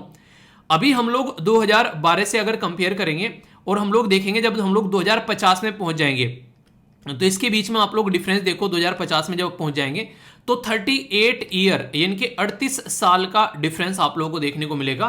तो 38 साल में 50% ज्यादा जो खाने की रिक्वायरमेंट यहां पर बढ़ जाएगी, और उस खाने की रिक्वायरमेंट को पूरा करने के लिए हम लोगों को 165 से लेके 600 मिलियन मोर हेक्टेयर जमीन की जरूरत पड़ेगी, और लाइव स्टॉक यानी कि जो जीव जंतु है हमारे पास में, जो गाय भैंस, इनकी जरूरत पड़ेगी, अगर हम लोग चाहते हैं कि हम लोग उस पॉपुलेशन को सस्टेन कर सकें, यानी कि उस जनता को खाना खिला सकें। अगर ऐसा नहीं किया तो लोग जो हैं वो भूखे मरना स्टार्ट हो जाएंगे और दुनिया भर की महामारी आप लोगों को देखने को मिल सकती है। ये बात अकेला ऐसा नहीं कि यूएन ही बोल रहे हैं, अलग अलग ऑर्गेनाइजेशन ऐसा बोल रही हैं। जैसे फूड एंड एग्रीकल्चर ऑर्गेनाइजेशन, जिसको शॉर्ट फॉर्म में आप लोग FAO बोलते हो, इसके द्वारा भी एक रिपोर्ट रिलीज की जाती है, जिसमें food and agriculture organization global landscape forum digital, इसमें transforming agri food system with forest, इसके बारे में यहां पर बात की जा रही है। यानी कि एक तरीके से इनके द्वारा ये बोला गया कि जहां पर आज की डेट में हमारे पास में फॉरेस्ट हैं, वहां पर ओनली जंगल है, तो यहां पर जंगल ही जंगल सब जगह खड़े हुए हैं, तो उस फॉरेस्ट के बारे में बेसिकली थोड़ा सा ध्यान रखते हुए क्यों ना उसी के आसपास में कुछ ऐसा माहौल बनाया जाए कि उसके अंदर में हम लोग कोई खेती बाड़ी भी करना स्टार्ट कर दें, यानी कि फॉरेस्ट को एग्री फॉरेस्ट में कन्वर्ट कर दिया जाए। एग्रीकल्चर और फॉरेस्ट जो है वो साथ साथ में चले, तो उसको आप लोग एग्री फॉरेस्ट बोलोगे बेसिकली। अगर आप लोग नॉर्थ इंडिया से बिलोंग करते हैं तो ये सिचुएशन अभी आप लोगों ने देखी भी होगी। कई सारे ऐसे एरिया देखने को मिले, जैसे कि अगर बात करें यहाँ पर उत्तराखंड, उत्तर प्रदेश, पंजाब, हरियाणा, ये हिमाचल प्रदेश नहीं, सॉरी, पंजाब, हरियाणा, या फिर कुछ एरिया आप लोगों को मध्य प्रदेश में भी देखने को मिलेंगे, जहां पर जो पॉपुलर ट्री है वो पेड़ लगाए गए खेतों के किनारों किनारों पर। आप लोगों ने सुना भी होगा कि एक टाइम पर काफी बूम आया कि ये पेड़ लगा लो, दुनिया भर का पैसा मिलेगा। तो इस तरीके पेड़ लोगों के द्वारा अपने खेत के चारों ओर, कईयों ने खेत के बीच में भी एक लाइन लगा दी और उसके बीच में बेसिकली खेती की जा रही थी। तो ये सिचुएशन यहाँ पर फॉलो करने की जरूरत पड़ेगी आने वाले टाइम में, अगर सबकी जो खाने की रिक्वायरमेंट हम लोग पूरा करना चाहते हैं तो। पर बुरी कंडीशन क्या है, अब तक हम लोग इतना रायता फैला चुके हैं कि उसको समेटना भी अभी मुश्किल होगा। मतलब अब हम लोग बात कर रहे हैं फॉरेस्ट को काटने की, तो फॉरेस्ट को काटने की अब बात कर रहे हैं ताकि आने वाले टाइम पे लोगों को खाना मिल जाए। पर अब तक इतना रायता फैला चुके हैं, यानी कि इतने फॉरेस्ट हम लोग काट चुके हैं कि आने वाले टाइम पे अगर आप लोग हिम्मत लगाकर अगर फॉरेस्ट लगाओगे भी ना, लगातार आप लोग एफोरेस्टेशन करोगे, यानी कि पेड़ लगाओगे, तो भी ये समस्या जो है चल रही है उसको हम लोग कम करने में काफी हद तक सफल नहीं हो पाएंगे। और इसमें अगर अब फॉरेस्ट को कट करना भी स्टार्ट कर दिया और अपने आप को गड्ढे में डालने वाली बात होगी। तो कुछ स्टेटमेंट ऐसी है जो कि आप लोगों को याद रखनी है, जैसे कि मैंने अभी आप लोगों को बोला है। सबसे पहली स्टेटमेंट तो आप लोगों को ये याद रखनी है कि 50% ज्यादा यहां पर आप लोगों को जरूरत पड़ेगी 2012 के कंपेयर में। दूसरी स्टेटमेंट आप लोगों को यहां पर ये याद रखनी है 165 से लेके 600 मिलियन मोर हेक्टेयर जमीन की जरूरत पड़ेगी। तीसरा इंपॉर्टेंट पॉइंट यहां पर यह कि ऑलरेडी 90% डिफोरेस्टेशन ग्लोबली हो चुका है एग्रीकल्चर के खेती के नाम पर। यानी कि जो मैंने बोला ना अभी यहां पर ब्राजील में कि भाई साहब ऐसे काम चल रहे हैं, ऐसा ब्राजील नहीं है, अफ्रीका कॉन्टिनेंट में भी आप लोग काफी लार्ज स्केल पर देखने को मिलेगा। और भी कई सारे देश ऐसे हैं जो कि सेम पैटर्न फॉलो कर रहे हैं यहां पर, यानी कि फॉरेस्ट को काट रहे हैं। तो इसके चलते अभी यहां पर जब हम लोग बात करते हैं फूड एंड एग्रीकल्चर, जो FAO जो ऑर्गेनाइजेशन है, इसके एक रिपोर्ट के बारे में जब मैं आप लोगों से बात करूं तो ये माना जा रहा है कि 420, यानी कि जो चोर होता है 420, ठीक है, तो 420 मिलियन हेक्टेयर फॉरेस्ट जो है वो 2 डिकेड में, यानी कि लगभग एक डिकेड में 10 साल होते हैं, 2 डिकेड का मतलब हो गया 20 साल, यानी कि पिछले 20 सालों में 420 मिलियन फॉरेस्ट जो है वो हम लोग खत्म कर चुके हैं। किसने बोला है यहाँ पर? ये फूड एंड एग्रीकल्चर ऑर्गेनाइजेशन ने। इसके द्वारा एक रिपोर्ट प्रस्तुत की जाती है, उसका नाम भी आप लोगों से कई बार पूछ लिया जाता है, उसको बोलते हैं ग्लोबल फॉरेस्ट रिसोर्स असेसमेंट, यानी कि ग्लोबल लेवल पर जो फॉरेस्ट यानी कि जो जंगल हैं या फिर जो रिसोर्सेज हैं उनका असेसमेंट करना, यानी कि उनको चेक करना। जैसे मास्टर साहब आप लोग की कॉपी चेक करते हैं, जब आप लोग कॉपी में गुल खिलाकर आते हैं तो चेक करते हैं ना कि क्या क्या लिख के आया, देखो देखो जरा किसमें कितना है दम, ठीक है। तब हम लोग डिसाइड करेंगे कि कौन बनेगा सिंघम। वाह, डायलॉग बन गया। देखो जरा किसमें है कितना दम, हम चेक करेंगे और बताएंगे कौन बनेगा सिंघम, ठीक है। तो इसके नाम क्या आगे लिख देना, एसएलवी कमांडो, ठीक है। तो ये एसएलवी कमांडो के लिए डायलॉग हो गया, ओके। तो मतलब क्या है, सीधे सीधा मतलब यहां पर ये है कि असेसमेंट करके ऑलरेडी बताया जा चुका है कि इतने फॉरेस्ट हम लोग ऑलरेडी उड़ा चुके हैं। तो डिफॉरेस्टेशन इतने सारा ऑलरेडी उड़ चुका है, और अभी कई सारी ऐसी रिपोर्ट आ रही है जिसमें हम लोग बात कर रहे हैं कि एफॉरेस्टेशन करना जरूरी है। इवन जो लैंड बंजर हो चुकी है उसको भी हम लोग को हरा भरा बनाना है। पर लेकिन यहाँ पर फिर से यहाँ पर ये बताया जा रहा है कि फॉरेस्ट जो है उनको काटने की बात की जा रही है, तो उल्टा चल रही है, यानी कि गंगा उल्टी बह रही है। तो 11 मिलियन हेक्टेयर पर ईयर 2010 से लेकर 2000 से लेकर अगर आप लोग 10 के बीच में चलेंगे, 10 साल में हर साल 11 मिलियन हेक्टेयर जमीन पे से फॉरेस्ट जो है उनकी गर्दनें काटी जा रही थी। इनडायरेक्ट में बोले तो अपनी गर्दन पे कुल्हाड़ी हम लोग रख रहे हैं, जैसे जैसे फॉरेस्ट को हम लोग उड़ा रहे हैं। तो ये आप लोगों को देखने को मिलेगा। फॉरेस्ट जो है अगर उनको हम लोग ध्यान से देखकर चलें, पुराने टाइम पर लोग रहते थे फॉरेस्ट के अंदर में, जंगलों के अंदर में। आप लोगों ने देखा होगा ना ट्राइबल कम्युनिटी। अवतार मूवी किस किसने देखी है जरा बताओ जरा, अगर देखी है तो यस लिखेगा, अगर नहीं देखी है तो नो लिखेगा। अवतार मूवी की बात कर रहा हूं मैं, ठीक है। जिसने भी देखी है बताना। अवतार मूवी के अंदर एक बात आप लोगों ने नोटिस की होगी कि वो जंगल के अंदर ही रहकर अपनी सारी आवश्यकताओं की पूर्ति कर रहे थे, बाहर के ऊपर बिल्कुल भी डिपेंडेंट नहीं थे।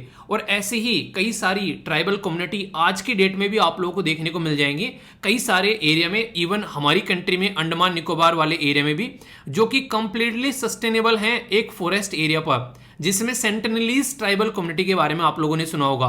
वो ट्राइबल कम्युनिटी ऐसी है कि फॉरेस्ट में जंगलों के बीच में रहकर वहीं से अपना खाना पीना पूर्ति कर रहे हैं और सस्टेन है, वो फॉरेस्ट को बर्बाद भी नहीं कर रहे हैं, क्योंकि उनको पता है इसी के ऊपर उनकी जिंदगी जो है वो बेसिकली कटने वाली है या वो जीने वाले हैं उसको। तो फॉरेस्ट को आप लोग पॉजिटिव तरीके से देखोगे तो फॉरेस्ट जो है वो रिसोर्सेज का काम करेंगे, और अगर नेगेटिव तरीके से देखोगे तो फिर इस तरीके से आप लोग खुद एक चीजों को बर्बाद करोगे। तो सस्टेनेबल ग्लोबल एग्री फूड के ऊपर आप लोगों को फोकस देना पड़ेगा, जिसमें एग्रीकल्चर और आप लोग बेसिकली फूड के बारे में बात करें, और एग्री फॉरेस्ट भी आप लोग यहां पर बोल सकते हैं, जिससे मिलकर आप लोग यहां पर काम करें। तो इसके लिए क्या करना पड़ेगा, हमारी कंट्री में खाना उगाने का काम कौन करता है, वो करता है फार्मर, यानी कि किसान। तो इनडायरेक्ट वे में बोला जाए तो जो फार्मर है, किसानों को आप लोगों को कुछ ऐसा सिस्टम प्रोवाइड कराना पड़ेगा, कुछ ऐसी प्रैक्टिस आप लोगों को उनको करवानी पड़ेगी ताकि वो उसको फॉलो करने लगे। जैसे कि अगर मोटे मोटे तौर पर देखा तो क्यों ना खेतों में वो वाली फसल उगाई जाए जो कि कहीं ना कहीं फूड क्रॉप है, as compare to commercial crop. Commercial crop के कंपेयर में फूड क्रॉप, जैसे कि अंग्रेज क्या करते थे, हमारे किसानों को फोर्स करते थे ऐसी फसलें उगाना जिनसे उनका प्रॉफिट यानी कि फायदा हो सके। जैसे आप लोगों ने देखा होगा नील की खेती कराई गई, ठीक है। उस टाइम पर कई सारे आंदोलन भी चले, तो लोगों के पास इतना भी खाना नहीं बचता था कि वो अपनी आवश्यकताओं की पूर्ति कर सकें। तो उसी को ध्यान में रखते हुए अगर हम लोग चलते हैं, आज भी कमर्शियल क्रॉप के ऊपर लगे रहे, तो फूड क्रॉप को अगर पीछे छोड़ेंगे तो दिक्कतें देखने को मिलेगी। आप लोगों को अगर बात करें, गन्ना जो है वो इतना लार्ज स्केल पर देखने को मिलता है कई जगह खेतों में कि उसके अलावा कुछ और लगाया ही नहीं जाता है, ठीक है। लोग गेहूं अपने जितना उगाते हैं, आप लोगों को खुद अगर आप लोग अपने आसपास वाले एरिया में देखेंगे तो लोग जो है खाने पीने का बस इतना ही उगाते हैं ताकि अपना पूर्ति हो जाए या थोड़ा बहुत बेच सकें। बाकी की सारी कमर्शियल क्रॉप उगाते हैं जिससे उनको प्रॉफिट हो सके।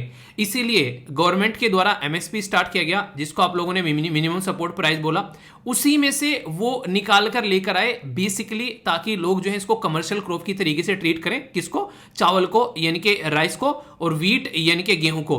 तो इसी में से फिर यहां पर उसको कमर्शियलाइज तरीके से देखा गया, और पंजाब और हरियाणा वाले एरिया में इसीलिए ग्रीन रिवॉल्यूशन जो है काफी लार्ज स्केल पर निकल कर आया।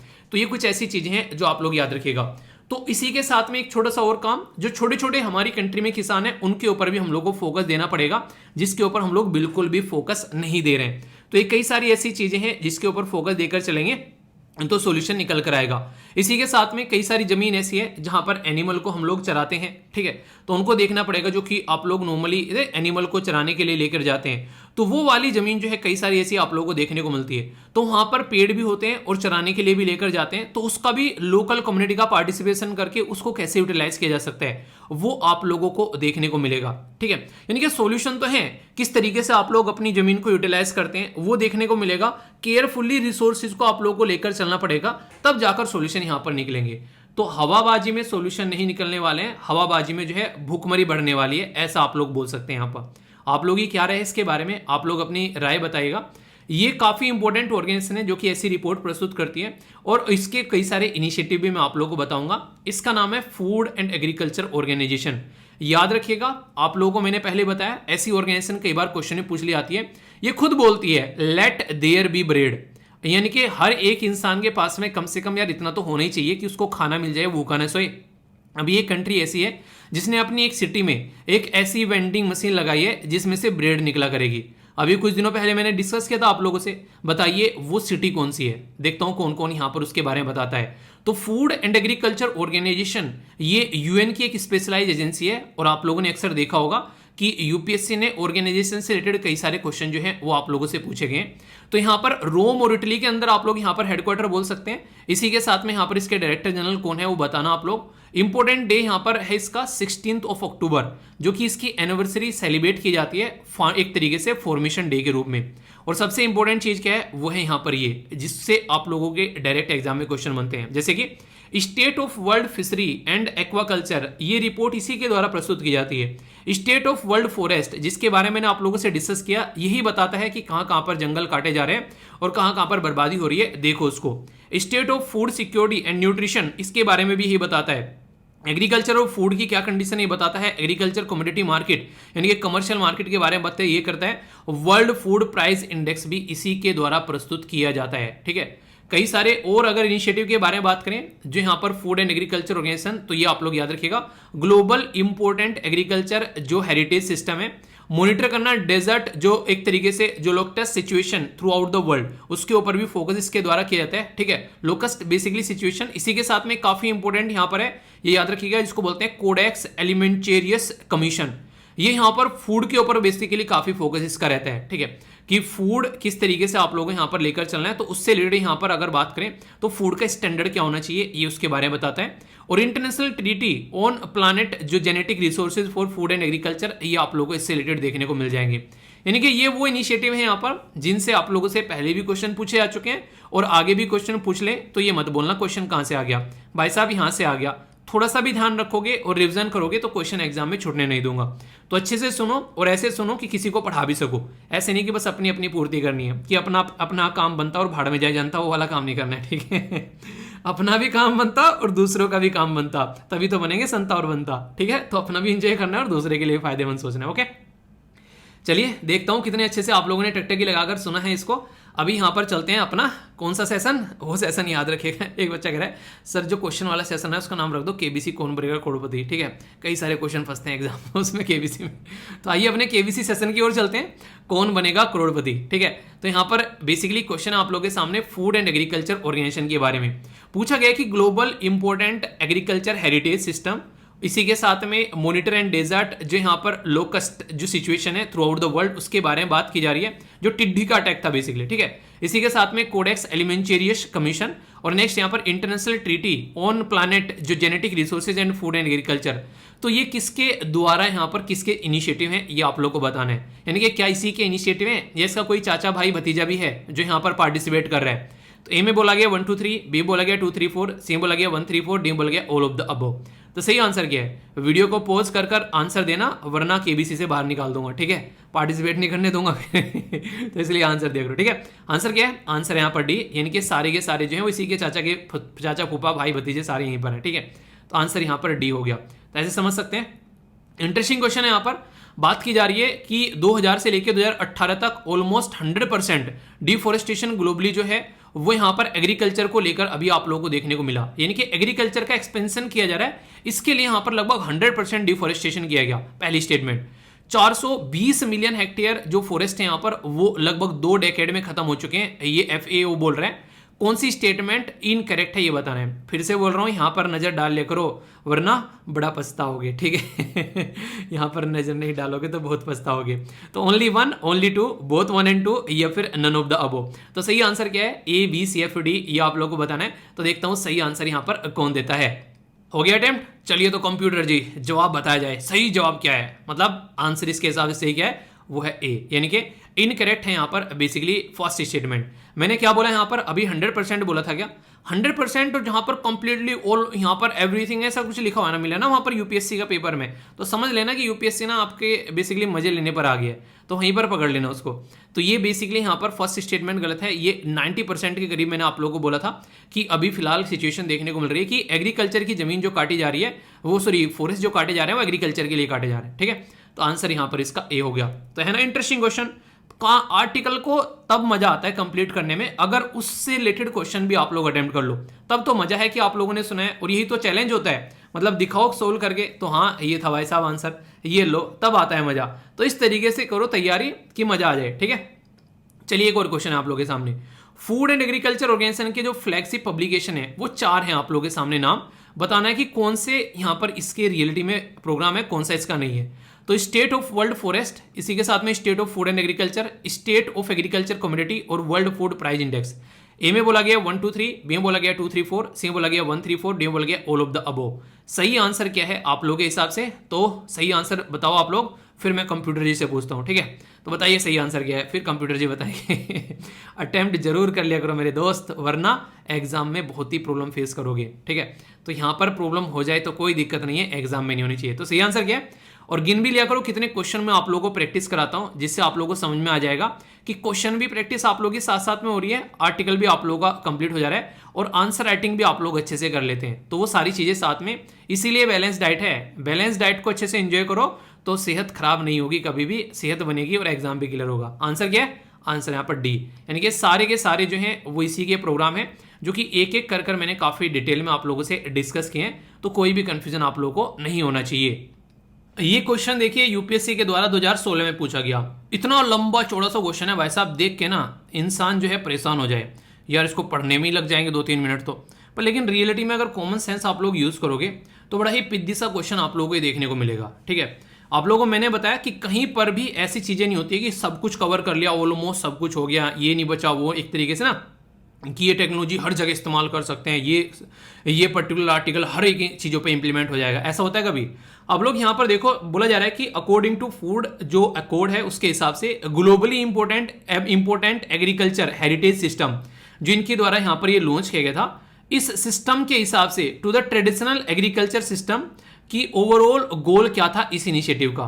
तो आप लोग यहाँ पर ये जो तीसरी स्टेटमेंट में आओगे बोला गया to provide the geographical indication, यानी कि भौगोलिक संकेतक, यानी कि GI tag status to all the variety of agriculture जो प्रोड्यूस होते हैं इन द आइडेंटिफाइड जो GIAHS। तो ऐसा पॉसिबल है कि सारी वैरायटी को आप लोग जियोग्राफिकल इंडिकेशन का दर्जा दे दोगे। जियोग्राफिकल इंडिकेशन का मतलब है कि इस एरिया की स्पेशलिटी है, पर लेकिन इस तरीके से अगर देखा जाए सबको दे देना तो ये कोई ऐसा थोड़ा ना कि ये एक तरीके से कि उसमें क्या कहते हैं जो नहीं जाते हैं, उसमें जो क्या बोलते हैं यार उसको, माइंड से कई सारे शब्द ना माइंड से स्लिप हो जाते हैं, भंडारा, बेसिकली भंडारा लग रहा है कोई भी और खा कर जाओ, ऐसे थोड़े ना यहाँ पर कि सबको जीआई टैग बांट दो भंडारे में, तो ऐसा नहीं है। तो तीसरी स्टेटमेंट अगर आप लोग कॉमन सेंस से यहाँ पर देख लोगे कि गलत है, तो ये गलत हो गई भाई साहब, ये गलत हो गई भाई साहब, ये गलत हो गई, ये लो, ऐसा है यूपीएससी का क्वेश्चन, हो गया खत्म। आप लोगों को नहीं पता है ये क्या है, आप लोगों को नहीं पता है ये क्या है, पर फिर भी आप लोग का प्रीलिम्स क्लियर है, समझ में आ गया। तो इस तरीके से चीजें आप लोग कवर करनी है ताकि कोई भी कंफ्यूजन आप लोगों को देखने को न मिले। जिंदगी में जब आप लोग किसी पोस्ट पर जाओगे ना यार, उस पोस्ट की अहमियत आप लोग तब समझ पाओगे जब आप लोग के हाथ में एक पावर आएगी, क्योंकि जब पावर आप लोगों के हाथ में आती है तो वो आप लोगों को बताती है कि कोई काम आप लोगों को कैसे करना है। आप लोगों को मैं हमेशा एक डायलॉग बोलता हूं, और वो डायलॉग नहीं है, वो एक कोटेशन है जो कि आप लोग इस्तेमाल कर सकते हैं आंसर राइटिंग में। The great power comes with great responsibility, सुना है ना आप लोगों ने, तो वो हमेशा याद रखिएगा। तो रेस्पॉन्सिबिलिटी भी साथ में आती है। अरे हाँ मैं तो भूल ही गया, आज का टारगेट क्या है कमेंट बॉक्स में जरूर बताना कि आज आप लोगों को कितना पढ़ना है और कल आप लोगों ने कितना पढ़ा है। मेरी आंखें तरस चुकी हैं ये देखने के लिए कि सर आज मैंने 100% यहाँ पर अपना टारगेट पूरा किया है। कल मैंने देखा कुछ ही बच्चे थे जिन्होंने 100% लिखा, पर लेकिन फिर भी अगर आप लोग 60 से 70 भी अपना कंप्लीट कर रहे हो ना डेली, बहुत सही डायरेक्शन में जा रहे हो।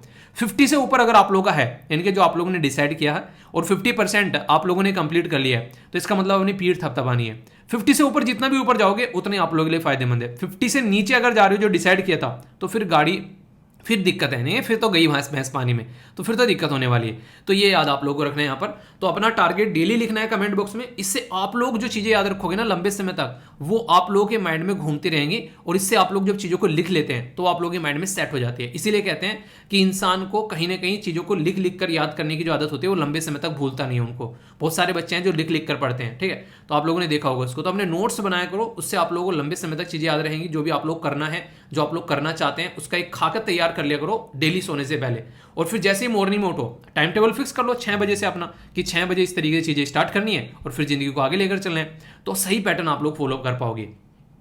मेंटल हेल्थ एक ऐसा इशू है आज के डेट में जो बहुत सारा चैलेंज लेकर आता है। एक तो है अनएम्प्लॉयड यूथ, यानी कि जो कहीं जॉब नहीं कर रहा है, और एक है यूनिफॉर्म, यानी कि जो एक तरीके से यूनिफॉर्म में है। हमारे जो सिपाही हैं, हमारे जो आर्मी के पर्सन हैं, वो भी आज के डेट में दिक्कतें फेस कर रहे हैं। जब इंसान को बोलते हैं ना कि इंसान की मेंटल हेल्थ सही नहीं है, वो उसका ऐसा लगता है कि वो बिखरा पड़ा है सब कुछ जिंदगी में, यानी कि उसको ये समझ में नहीं आता है कि यार क्या सही है और क्या गलत है। वो इतना होच पोच रहता है कि उसको आप लोगों को कहीं पर भी कितनी भी अच्छी बातें बता दो, उसको आशा की किरण दिखेगी नहीं। उसको लगेगा यार जिंदगी बिल्कुल बर्बाद चल रही है, यार एग्जाम ही क्लियर नहीं हो रहे हैं, ऊपर से एग्जाम क्लियर नहीं हो रहा, ऊपर से घर वाले शादी की बात कर रहे हैं। ठीक, खासकर लड़कियों के लिए बोल रहा हूँ, यहाँ पर बहुत बड़ी प्रॉब्लम आप लोगों को देखने को मिलती है। इसी के साथ में कल को यहाँ पर ये नहीं पता है कि जिंदगी में आगे क्या होने वाला है, सब कुछ एक तरीके से अनप्रेडिक्टिव हो जाता है, ऐसी चीज़ें देखने को मिलती है। तो उसमें जो मुझे पर्सनली लगता है, जो सबसे एक अच्छा तरीका, उसको यार फॉलो करने की कोशिश करो। आप लोग जिन चीज़ों को करने के बारे में सोच रहे हो ना, मतलब आप लोगों को जैसे कि आप लोग बोले कि यार पढ़ने का मन नहीं कर रहा, पढ़ने का मन नहीं कर रहा है, आप लोग एक बार जबरदस्ती अपने आप को बैठा लो एक चेयर पर और बोलो कि बाद में सोचेंगे जो भी चल रहा है जिंदगी में, पहले थोड़ा सा पढ़ ले।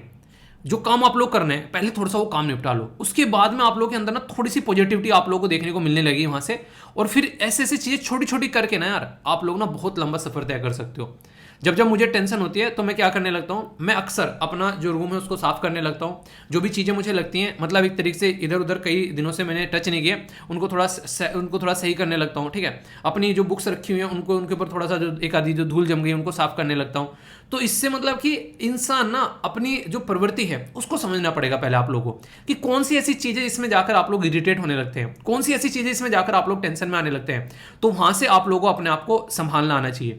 तो डिप्रेशन एक ऐसी चीज़ है जो एक सिचुएशनल चीज़ आप लोग बोल सकते हो। एक सिचुएशन में आप लोग फंसे हुए हो, आप लोगों को डिप्रेशन है, जैसे उस सिचुएशन से बाहर निकल जाओगे वो डिप्रेशन चुटकियों में दूर हो जाएगा। रिजल्ट नहीं आ रहा है, डिप्रेशन है, रिजल्ट आ गया, तुरंत आप लोगों का डिप्रेशन जो है वो दूर भागेगा आप लोगों से। तो ये सारी चीज़ें आप लोगों को अगर समझ में आ गई तो फिर आप लोग उसके साथ में डील करना जान जाएंगे। मुझे तो ऐसा लगता है यार एक अच्छा तरीका ये भी है कि बॉडी में से एक बार पसीना अगर आप लोग निकाल दो ना, एक बार को दिन में मेहनत कर कर, अपना एक्सरसाइज कर कर, कुछ भी कर कर, जो भी आप लोगों को सुटेबल लगे काम, उससे आप लोग की बॉडी में से नेगेटिव चीज़ें बाहर निकलती हैं, तो आप लोग और अच्छे से चीज़ों को अच्छे से एंजॉय कर पाओगे। तो ये मुझे पर्सनली लगता है। इसकी वजह से दिक्कत क्या देखने को मिलती है, लो मूड रहेगा आप लोगों का, कुछ भी करने का मन नहीं करेगा। ठीक है, इसी के साथ में एजिटेशन आप लोगों को देखने को मिलेगी। एजिटेशन का मतलब क्या होता है, आप लोगों को लगेगा कि घबराहट हो रही है अंदर से। ठीक है, आप लोगों को फटीक यानी कि एक तरीके से थकावट आप लोगों को देखने को मिलेगी। कुछ भी खाने का आप लोगों का मन नहीं करेगा। स्लीप, सोए रहोगे बिस्तर में पड़े हुए पर लेकिन नींद नहीं आ रही है। ठीक है, कॉन्सेंट्रेशन में आप लोगों को डिफिकल्टी देखने को मिलेगी।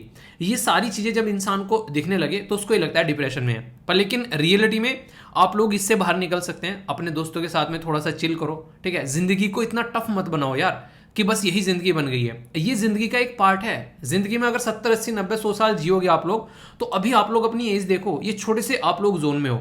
तो यही बात यहाँ पर बोलने की कोशिश की जा रही है। जो यहाँ पर आईपीएस ऑफिसर है जिनके द्वारा यहाँ पर लिखा गया गवर्नमेंट को, उन्होंने यही बोला कि गवर्नमेंट को नीड है कि इसके ऊपर एक्शन ले इमीडिएटली, कि ये एक तरह का हेल्थ इशू बन चुका है यूनिफॉर्म वाले लोगों के लिए जो आज के डेट में यूनिफॉर्म पहनते हैं।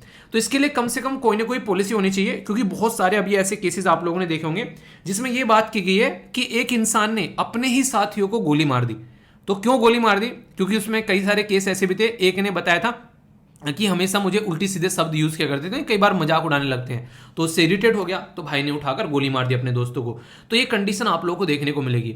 तो सबसे बड़ी बात क्या है, अगर कोई पूछे कि इसके पीछे क्या क्या इशू हैं, कि मेंटल जो हेल्थ है वो काफी प्रॉब्लम में यहां पर रहती है, तो उसके पीछे कुछ पॉइंट आप लोग याद रखेगा। जैसे एक तो सबसे बड़ी बात जो है उनका टाइट जो स्ट्रक्चर है, जो टाइट शेड्यूल है, उसके अंदर आप लोगों को देखने को मिलेगा कि एक तरीके से आप लोग एक कमांड, एक कंट्रोल के अंदर रहते हैं। एक सीनियर है, उसके नीचे जो जूनियर रहेगा वो बिल्कुल ऐसे रहेगा, पता नहीं कि मतलब एक तरीके से ना कोई गुनाह कर दो हर जगह, यस सर, जी सर, ये हो गया, फलाना ढिमकाना, मतलब कि सामने वाले के सामने अगर सीनियर है तो सर उठा के चल भी नहीं सकता है। ऐसी बातें आप लोगों को देखने को मिलती हैं। सीनियर ऑफिसर हर अपने सीनियर ऑफिसर को, जो इमीडिएटली उनसे सीनियर है, उसको रिपोर्ट करते हैं, और जूनियर जो अपने सीनियर को रिपोर्ट करते हैं। आप लोगों ने ये सिस्टम देखा होगा। डिसिप्लिन इतना टाइट है वहां पर कि कई बार लोग जो है उस डिसिप्लिन से भी फ्रस्ट्रेट हो जाते हैं, और उनको कई बार अपना जो रोल है उसमें क्लैरिटी नजर नहीं आती है क्या करना है। डेली एक ही चीज को रिपीट करना वो भी कहता है, अपनी अकाउंटेबिलिटी दिखाना। और कई बार तो ऐसा लगता है, जो वहां पर लोगों का इंटरव्यू लिया गया, उनसे पूछा गया कि ऐसा लग रहा है कि इंसान हम लोग है ही नहीं है, यानी कि हमारे अंदर से ऐसा लग रहा है कि इंसानियत खत्म होती जा रही है। इतना टाइट शेड्यूल कई बार आप लोगों को देखने को मिलता है। और सबसे बड़ी बात यहां पर यह है कि स्ट्रेस जो है उसको कोई मानता ही नहीं है, मतलब स्ट्रेस को स्ट्रेस की तरीके से देखते नहीं है, उसके ऊपर कोई अटेंशन ही नहीं दे रखी है कि भाई साहब ये कोई दिक्कत है, इसका सॉल्यूशन यहां पर निकालना है। जब सॉल्यूशन नहीं है तो फिर सोचेगा कौन। तो प्रॉब्लम जो लाने के लिए यहां पर उसके बारे में जो सबॉर्डिनेट स्टाफ है उनको कुछ ना कुछ करना चाहिए, हर वीक कोई ना कोई बातें करनी चाहिए, ठीक है। तो इस तरीके से यहां पर है। तो यूनिफॉर्म के अंदर जब आप लोग जाएंगे एक तरीके से, तो वहां पर डिसिप्लिन वाली लाइफ आप लोगों को जीनी पड़ेगी, ठीक है। तो एक तरीके से आप लोग चाहते हैं कि हर एक इंसान ही चाहता है कि अपने आप को मच्चो दिखाए। मच्चो यानी कि स्टीरियोटाइप थिंकिंग जो है बेसिकली, एक तरीके से आप लोग बोल सकते हैं कि दिक्कत कितनी भी है पर अपने आप को मच्चो दिखाना है। भाई साहब अगर मन करता है ना रोने का तो रो लिया करो। रोना ऐसा नहीं है कि लड़का होके भी रो रहा है, सुना होगा ना ये, अच्छा लड़कियों के नसीब में ही बस रोना लिखा है, ऐसा नहीं है। लड़का हो चाहे लड़की हो, अगर दिक्कत हो लाइफ में, अगर रोने का मन कर रहा है तो रो लेना चाहिए। एक बच्चा कह रहा है सर नींद बहुत आती है, यार सोने का मन करे तो सो लो ना, सो लो एक बार बैठकर, 6-7-8 घंटे बैठ कर, नहीं मतलब लेट कर, ठीक है बैठे बैठे क्या सोओगे, जितना सोना है सो लो ना, एक बार नींद खत्म हो जाएगी फिर बैठ के पढ़ लेना। तो इस तरीके से समझ सकते हैं। तो ये जो सारी बातें मैंने बताई हैं, सारी बातें यहाँ पर लिखी हुई हैं। तो इस तरीके की सिचुएशन आप लोगों को यहाँ पर देखने को मिल रही है आज की डेट में। कंडीशन जो है वो काफी ज्यादा खराब है यहाँ पर, जिसके ऊपर काम कर रहे हैं। उनका जो अचीवमेंट है उनको कोई रिकॉग्नाइज नहीं करता है। जैसे मान लीजिए मैं एक कांस्टेबल हूं और मेरे ऊपर कोई बैठा हुआ है आईपीएस ऑफिसर, तो मैंने जाकर फील्ड में किसी एक आतंकवादी को गोली मार दी, तो वहां पर आईपीएस जो मुझे लीड कर रहा था, तो आईपीएस ले जाएगा पूरा क्रेडिट। ये दिक्कत आप लोगों को देखने को मिलेगी। यानी कि एक तरीके से 85% बोला गया है यहाँ पर अराउंड जो स्टेट की पुलिस है या सीएपीएफ जो है यहाँ पर, उनको बेसिकली रहता ही नहीं है कि हाँ उनको बेसिकली उसका अचीवमेंट का उसके बारे में उनको कोई अप्रिशिएट करे, ठीक है। तो इस तरीके से समझ सकते हो, सीनियर ले जाता है कि अच्छा इसने किया है सारा काम, इसने चीजों को लेकर चला है, तो इसकी वजह से दिक्कत देखने को मिलती है। यानी कि मेहनत कोई कर रहा है और कोई और जो है उसका फल खा रहा है। इसी के साथ में एल्कोहलिज्म काफी ज्यादा देखने को मिलता है। ऐसा माना जाता है कि आप लोगों ने देखा होगा अक्सर जो मिलिट्री में आर्मी में रहते हैं, तो वो अक्सर जो है आप लोगों ने देखा होगा कि अल्कोहल का इस्तेमाल करते हैं। उनका एक ऐसा एक शेड्यूल बन जाता है कि वो एक नॉर्मल बन जाता है उनके लिए। कभी भी पार्टी करेंगे तो अक्सर आप लोगों ने देखा होगा, कई सारे दोस्त भी हैं मेरे, तो अक्सर आप लोगों ने देखा होगा कि दारू पीने की, मतलब ठीक है पार्टी करते हैं दारू, मैंने कहा पियो यार एंजॉय करो तुम लोग, ठीक है, मैंने कहा मेरे पेट को ये हजम नहीं होगी। तो इस तरीके से आप लोग समझ सकते हैं। और अगर कोई भी जरा सा इधर उधर कर दे कुछ काम, तो उनको पनिशमेंट भी बड़े तकड़े दिए जाते हैं। तो ये दिक्कत देखने को मिलेगी। तो यंगर जनरेशन जो है आज के डेट में वो सोच रही है कि जाए ना आर्म फोर्स में, वो डिस्टेंस बनाने की कोशिश करती है, डिमोरलाइज होते जा रहे हैं, ऐसी यहाँ पर बातें बोली जा रही है। तो इसके चलते सुसाइड की टेंडेंसी बढ़ रही है फोर्स के अंदर में, आप लोगों को देखने को मिलेगा। तो इसका सिचुएशन क्या है, अगर इसको सुधार रहे हैं तो सबसे बड़ी बात तो यहाँ पर यह है कि गुड वर्किंग कंडीशन वहां पर होनी चाहिए, कि लगे इंसान को कि कोई दिक्कत नहीं है। और जो भी यहाँ पर इशू है उनको आइडेंटिफाई करना चाहिए। लोगों के साथ में बातें तो करो यार, जिसको टेंशन है। इंसान को बताऊं इंटरेस्टिंग चीज आप लोगों को, बहुत सारे लोग तो ऐसे हैं जो बस ये चाहते हैं हमसे कोई बातें कर ले, वो चाहते हैं कि उनको सोल्यूशन मत दो, बस बातें कर लो, उनकी सुन लो तो सही भाई साहब दिक्कत क्या है। ऐसे भी आप लोगों को लोग देखने को मिलेंगे। उनको रिवॉर्ड दो यार अगर वो कुछ अच्छा काम करते हैं। जैसे आप लोग कितने सारे बच्चे कितने शानदार तरीके से आंसर दे रहे हैं। आंसर राइटिंग ग्रुप में मैंने देखा बहुत सारे बच्चे एक दूसरे का आंसर रिव्यू कर रहे हैं, वो चीज मुझे बड़ी शानदार लगी। तो इसके ऊपर काम करना जरूरी है। आप लोग भी यहाँ पर इसके ऊपर काम कर रहे हैं, जिस तरीके से सीख रहे हैं एक दूसरे से, सीख कर आगे बढ़ रहे हैं। तो अवार्ड सिस्टम जो है वो काफी अच्छा रहता है। जब इंसान को अवार्ड मिलता है ना, तो वो अपने आप में ही अंदर से फील करता है कि वाह यार कुछ अच्छा हो गया। और आप लोगों को बताऊं 2021 में यूपीएससी ने क्वेश्चन पूछा मेंस के अंदर में, बोला गया कि we can never obtain peace in the outer world until and unless we obtain peace within ourselves। ये बात बोली गई दलाई लामा जी के द्वारा, और यहां पर क्वेश्चन पूछ लिया गया आप लोगों से 2021 में। तो यानी कि इन चीजों को यूपीएससी भी समझ रहा है कि भाई साहब ये दिक्कतें देखने को मिल रही हैं, तो इसके ऊपर आप लोगों को आंसर राइटिंग करनी है। यहां पर आप लोगों को मैंने ओनली मिलिट्री के बारे में बताया, अनएम्प्लॉयड यूथ सुसाइड कर रहे हैं। अभी मैंने आप लोगों को जो रिपोर्ट के बारे में बताया था एंड जो एनसीआरबी की, कि किस तरीके से कंडीशन यहां पर देखने को मिल रही है, जो सेल्फ एम्प्लॉयड है वो किस तरीके से आज के में प्रॉब्लम फेस कर रहे हैं। तो ये सारी सिचुएशन आप लोग समझ सकते हैं। तो ये आंसर राइटिंग भी आप लोग यहां पर देखिए, अगर इसके बारे में लिखने के लिए आ जाए तो जो आप लोग फील कर रहे हैं जिंदगी में आप लोग उसको भी देख सकते हैं। कितने सारे वो लोग आज के डेट में सुसाइड कर रहे हैं, बड़े बड़े कई सारे ऐसे लोग हैं, बिजनेसमैन तक सुसाइड कर रहे हैं आज की डेट में। क्वेश्चन पोस्ट कर दूंगा टेलीग्राम पर, जाना लिखना, एक दूसरे का क्वेश्चन जो है उसको एनालाइज करना, और बहुत सारे बच्चे जो शानदार तरीके से आंसर दे रहे हैं, कम से कम 2 या 3 के आंसर पढ़ लो, आप लोगों को पता चल जाएगा आंसर कैसे लिखना है। जो लिख रहे हैं, फिर से बोल दूंगा हूं, माँ के पेट से कोई सीख के नहीं आना है, सीखना ही पर पड़ेगा आप लोगों को। तो जितने अच्छे से लिख लो उतना लंबे समय तक चीजें चलेंगी। फिर एक क्वेश्चन 2020 से पूछा गया, अभी 2021 का दिखा है। आंसर राइटिंग बता रहा हूं मैं आप लोगों को कितना इंपॉर्टेंट है यहाँ पर ये टॉपिक। बोला गया a positive attitude is considered to be an essential characteristic of a civil servant who is often required to function under the extreme stress। समझ रहे हो आप लोग, कल को आईएएस आईपीएस भी बनोगे ना भाई साहब, ऊपर नाचेंगे आप लोग के ऊपर पॉलिटिशियन। तो आप लोग लग रहा है बस एग्जाम निकाल लिया, नहीं, जो स्ट्रेस आप लोग आज की डेट में मैनेज नहीं कर पा रहे वो आगे बढ़ने वाला है। स्ट्रेस आप लोगों के ऊपर रहेगा, जॉब का, काम का आप लोगों को देखने को मिलेगा, आगे फैमिली बढ़ती है, बहुत सारी और रेस्पॉन्सिबिलिटी आप लोगों की बढ़ेगी यहाँ पर। जैसे जैसे सीनियर पोस्ट पर जाओगे और ज़्यादा रेस्पॉन्सिबिलिटी बढ़ेगी। तो ये जरूरी है कि what contribute to the positive जो एटीट्यूड इन ए पर्सन, तो ये आप लोगों को देखने को मिलेगा यहाँ पर। इसके ऊपर भी क्वेश्चन आप लोगों से पूछा गया है। तो सकारात्मक दृष्टिकोण के बारे में 2 क्वेश्चन पूछे गए यहाँ पर कि क्या क्या दिक्कत देखने को मिलती है। दोनों क्वेश्चन टेलीग्राम पे पोस्ट करूंगा, अच्छे से आप लोग उसको अटेम्प्ट कीजिएगा जिससे कि कोई भी डाउट देखने को नहीं मिले। एक और स्लाइड है वैसे यहाँ पर, अगर बात करें जो आज की डेट में मेंटल जो डिसऑर्डर आप लोगों को देखने को मिल रहा है, तो यहाँ पर वर्ल्ड के अंदर में 2019 की रिपोर्ट है, सबसे ज्यादा लोगों को एंजाइटी देखने को मिलती है, किसी चीज को लेकर घबरा जाना, डिप्रेशन आप लोगों को देखने को मिलता है। इसके चलते अल्कोहल जो कि काफी बड़ी प्रॉब्लम क्रिएट कर देता है। और सबसे बड़ी बात यह है, अगर आप लोग डिप्रेशन में ना, आप लोग की ईटिंग हैबिट चेंज हो जाएगी, आप लोग ज्यादा खाना स्टार्ट कर दोगे, ये दिक्कत देखने को मिलेगी। इसके जो फीनिया, ये एक तरीका पागलपन आप लोगों को देखने को मिलता है, मानसिक विकार बोलते हैं इसको। बाइपोलर डिसऑर्डर, आप लोगों के मूड जो है इतने ज्यादा स्विंग आप लोगों को होते हुए नजर आएंगे जिसकी कुछ हद नहीं है। यानी कि डिसऑर्डर जो रहता है, जो कि डिप्रेशन से और फिर लोअर आप लोगों के अलग अलग से कई बार एंजाइटी काफी ज्यादा हो जाना, वो बोलते हैं। और कई सारे लोग इसी टाइम पर ड्रग्स के एडिक्ट हो जाते हैं। तो ये सारी चीजें आप लोग यहाँ पर देख सकते हैं। तो ये सारी बातें मैंने आप लोगों को नॉर्मल तरीके से बता दी। अब आप लोग एक अच्छा आंसर यहाँ पर लिख पाएंगे डिटेल में अच्छे से। सारी चीज़ जो बताई हैं वो नोट्स की फॉर्म में भी है, कोई टेंशन लेने की जरूरत नहीं है। सारे जो वे फॉरवर्ड हैं वो भी आप लोगों के लिखे हुए हैं। तो एक प्यारा सा आंसर लिखकर अगर आप लोग पोस्ट कर दोगे तो कोई डाउट आप लोगों को नहीं रहेगा।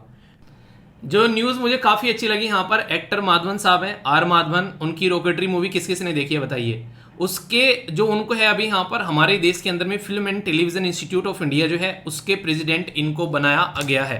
तो काफी बड़ी बात है यहाँ पर, एक मैच्योर इंसान है और खासकर नॉर्मली एक्टर का बेटा एक्टर बनता है, पर इनके बेटे ने अपने आप को प्रूव किया भाई साहब, एक नेशनल लेयर का प्लेयर आप लोगों को देखने को मिलेंगे। वर्ल्ड लेवल पर उनके द्वारा शानदार परफॉर्मेंस अभी यहाँ पर देगी, अगर आप लोगों ने देखा होगा। बताइए कौन सा उनके द्वारा मेडल रिसेंटली अभी जीता गया था।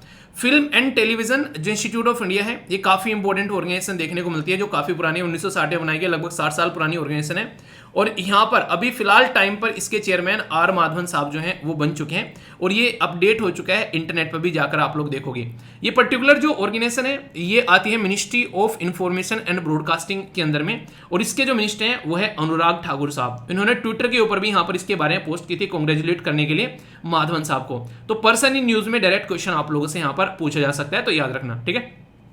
इंडियन नेवी के द्वारा यहाँ पर महेंद्रगिरी जो है वो यहाँ पर अभी जो स्टील्थ जो फेरीगेट है यहाँ पर, ये बेसिकली लड़ाकू जहाज है, ये प्रोजेक्ट 17A के तहत यहाँ पर अभी इंक्लूड कर दिया गया है। और यहाँ पर ये याद रखिएगा, जो सबसे इंपॉर्टेंट बात है यहाँ पर, ये कई बार आप लोगों से क्वेश्चन पूछ ले जाते हैं कि किसके द्वारा बनाए जाते हैं। तो मैजगोंग डॉक शिप लिमिटेड हमारे देश के अंदर में, मुंबई के अंदर में कंपनी है, ये बेसिकली ये काम करती है। और इसी के साथ में कई सारी बातें और बताई गई यहाँ पर। हमारे देश के जो नेवी चीफ आर जो हरि कुमार है, इनके नाम भी आप लोग याद रखते हैं क्योंकि मैच करने के लिए खासकर पूछ ले जाते हैं। अगर आप लोग एनडीए सीडीएस ये एग्जाम की अगर आप लोग तैयारी कर रहे हैं तो डायरेक्ट आप लोगों से यहाँ पर चीजें पूछी जा सकती हैं। अच्छा हाँ, सीडीएस के बारे में कई सारे बच्चे पूछ रहे हैं कि सर जो ये बैच है आपका, ये इसी बार के सीडीएस के लिए है क्या? नहीं यार, इस बार के सीडीएस के लिए नहीं था, ये पूरा मैंने आप लोगों को बोला था कि पूरा लगभग 9 महीने का बैच रहने वाला है। और इसमें इस बार का सीडीएस तो खैर कवर नहीं होगा, अगले बार के सीडीएस के लिए यहाँ पर इसका पूरा फोकस आप लोगों को देखने को मिल रहा है। रीजन क्या है, मैं चाह रहा था कि तसल्ली में चीजें इस तरीके से कवर हो जाएं ताकि कोई भी टेंशन आप लोगों को देखने को न मिले। तो ये बेसिक पर्पज इसका था यहाँ पर, ठीक है। तो ये आप लोगों के लिए बेसिकली इसलिए कोर्स लाया गया था ताकि तसल्ली में सारी चीजें सिस्टमेटिक वे में कवर हो जाए, बहुत ही डिटेल में, ठीक है। तो ये था इसका बेसिक पर्पज, ओके।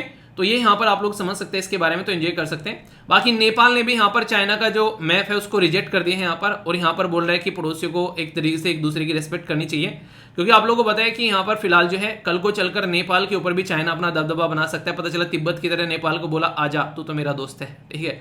तो कई सारी ऐसी चीजें यहाँ पर देखने को मिल सकती हैं। बाकी 2 सितंबर है जो डे है आप लोगों को वो यहाँ पर डिस्कस कर लेते हैं। स्टार्टिंग में याद नहीं रहा था यहाँ पर, ये 2000 क्या है 2023 है, ठीक है। 2 सितंबर 2023 यहाँ पर sustaining the coconut sector for the present and the future generation. तो ये आप लोगों को पता है जैसे हमारे देश के अंदर में अलग अलग एरिया में किसान जो है अपना काम करते हैं, ऐसे यहाँ पर कोकोनट एरिया ये एक ऐसा एरिया है जहां पर जो खासकर जो लोग इसको उगाते हैं उनके लिए काफी इंपॉर्टेंट हो जाता है यहाँ पर, ठीक है। तो इसकी थीम आप लोग यहाँ पर याद रख सकते हैं, ठीक है। तो ये बेसिक चीजें हैं जो आप लोगों से डायरेक्ट क्वेश्चन कई बार पूछ ले आते हैं, तो हल्का सा याद इसके बारे में रखिएगा ताकि आप लोगों को डाउट न रहे, ठीक है। तो ये था आज का इंपॉर्टेंट डे।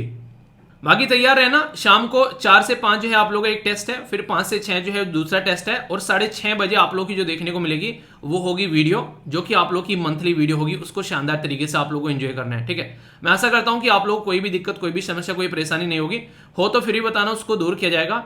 और ऑल द बेस्ट, अपना ध्यान रखिए और अपनी पढ़ाई को अच्छे से लेकर चलिए, अपनी सेहत का भी ध्यान रखिए। तो मौज लो, रोज लो, नहीं मिले तो खोज लो। और बाकी जो इनिशिएटिव है उसके बारे में भी आप लोगों से बात करूंगा, टेंशन मत लेना, अच्छे से एंजॉय करते रहिए, ठीक है। तो नेक्स्ट लेक्चर मिलता हूं, तब तक के लिए बड़ों को नमस्ते, छोटों को प्यार, छोटी सी लाइफ एंजॉय करार। मिलता हूं नेक्स्ट वीडियो में, तब तक के लिए जय हिंद।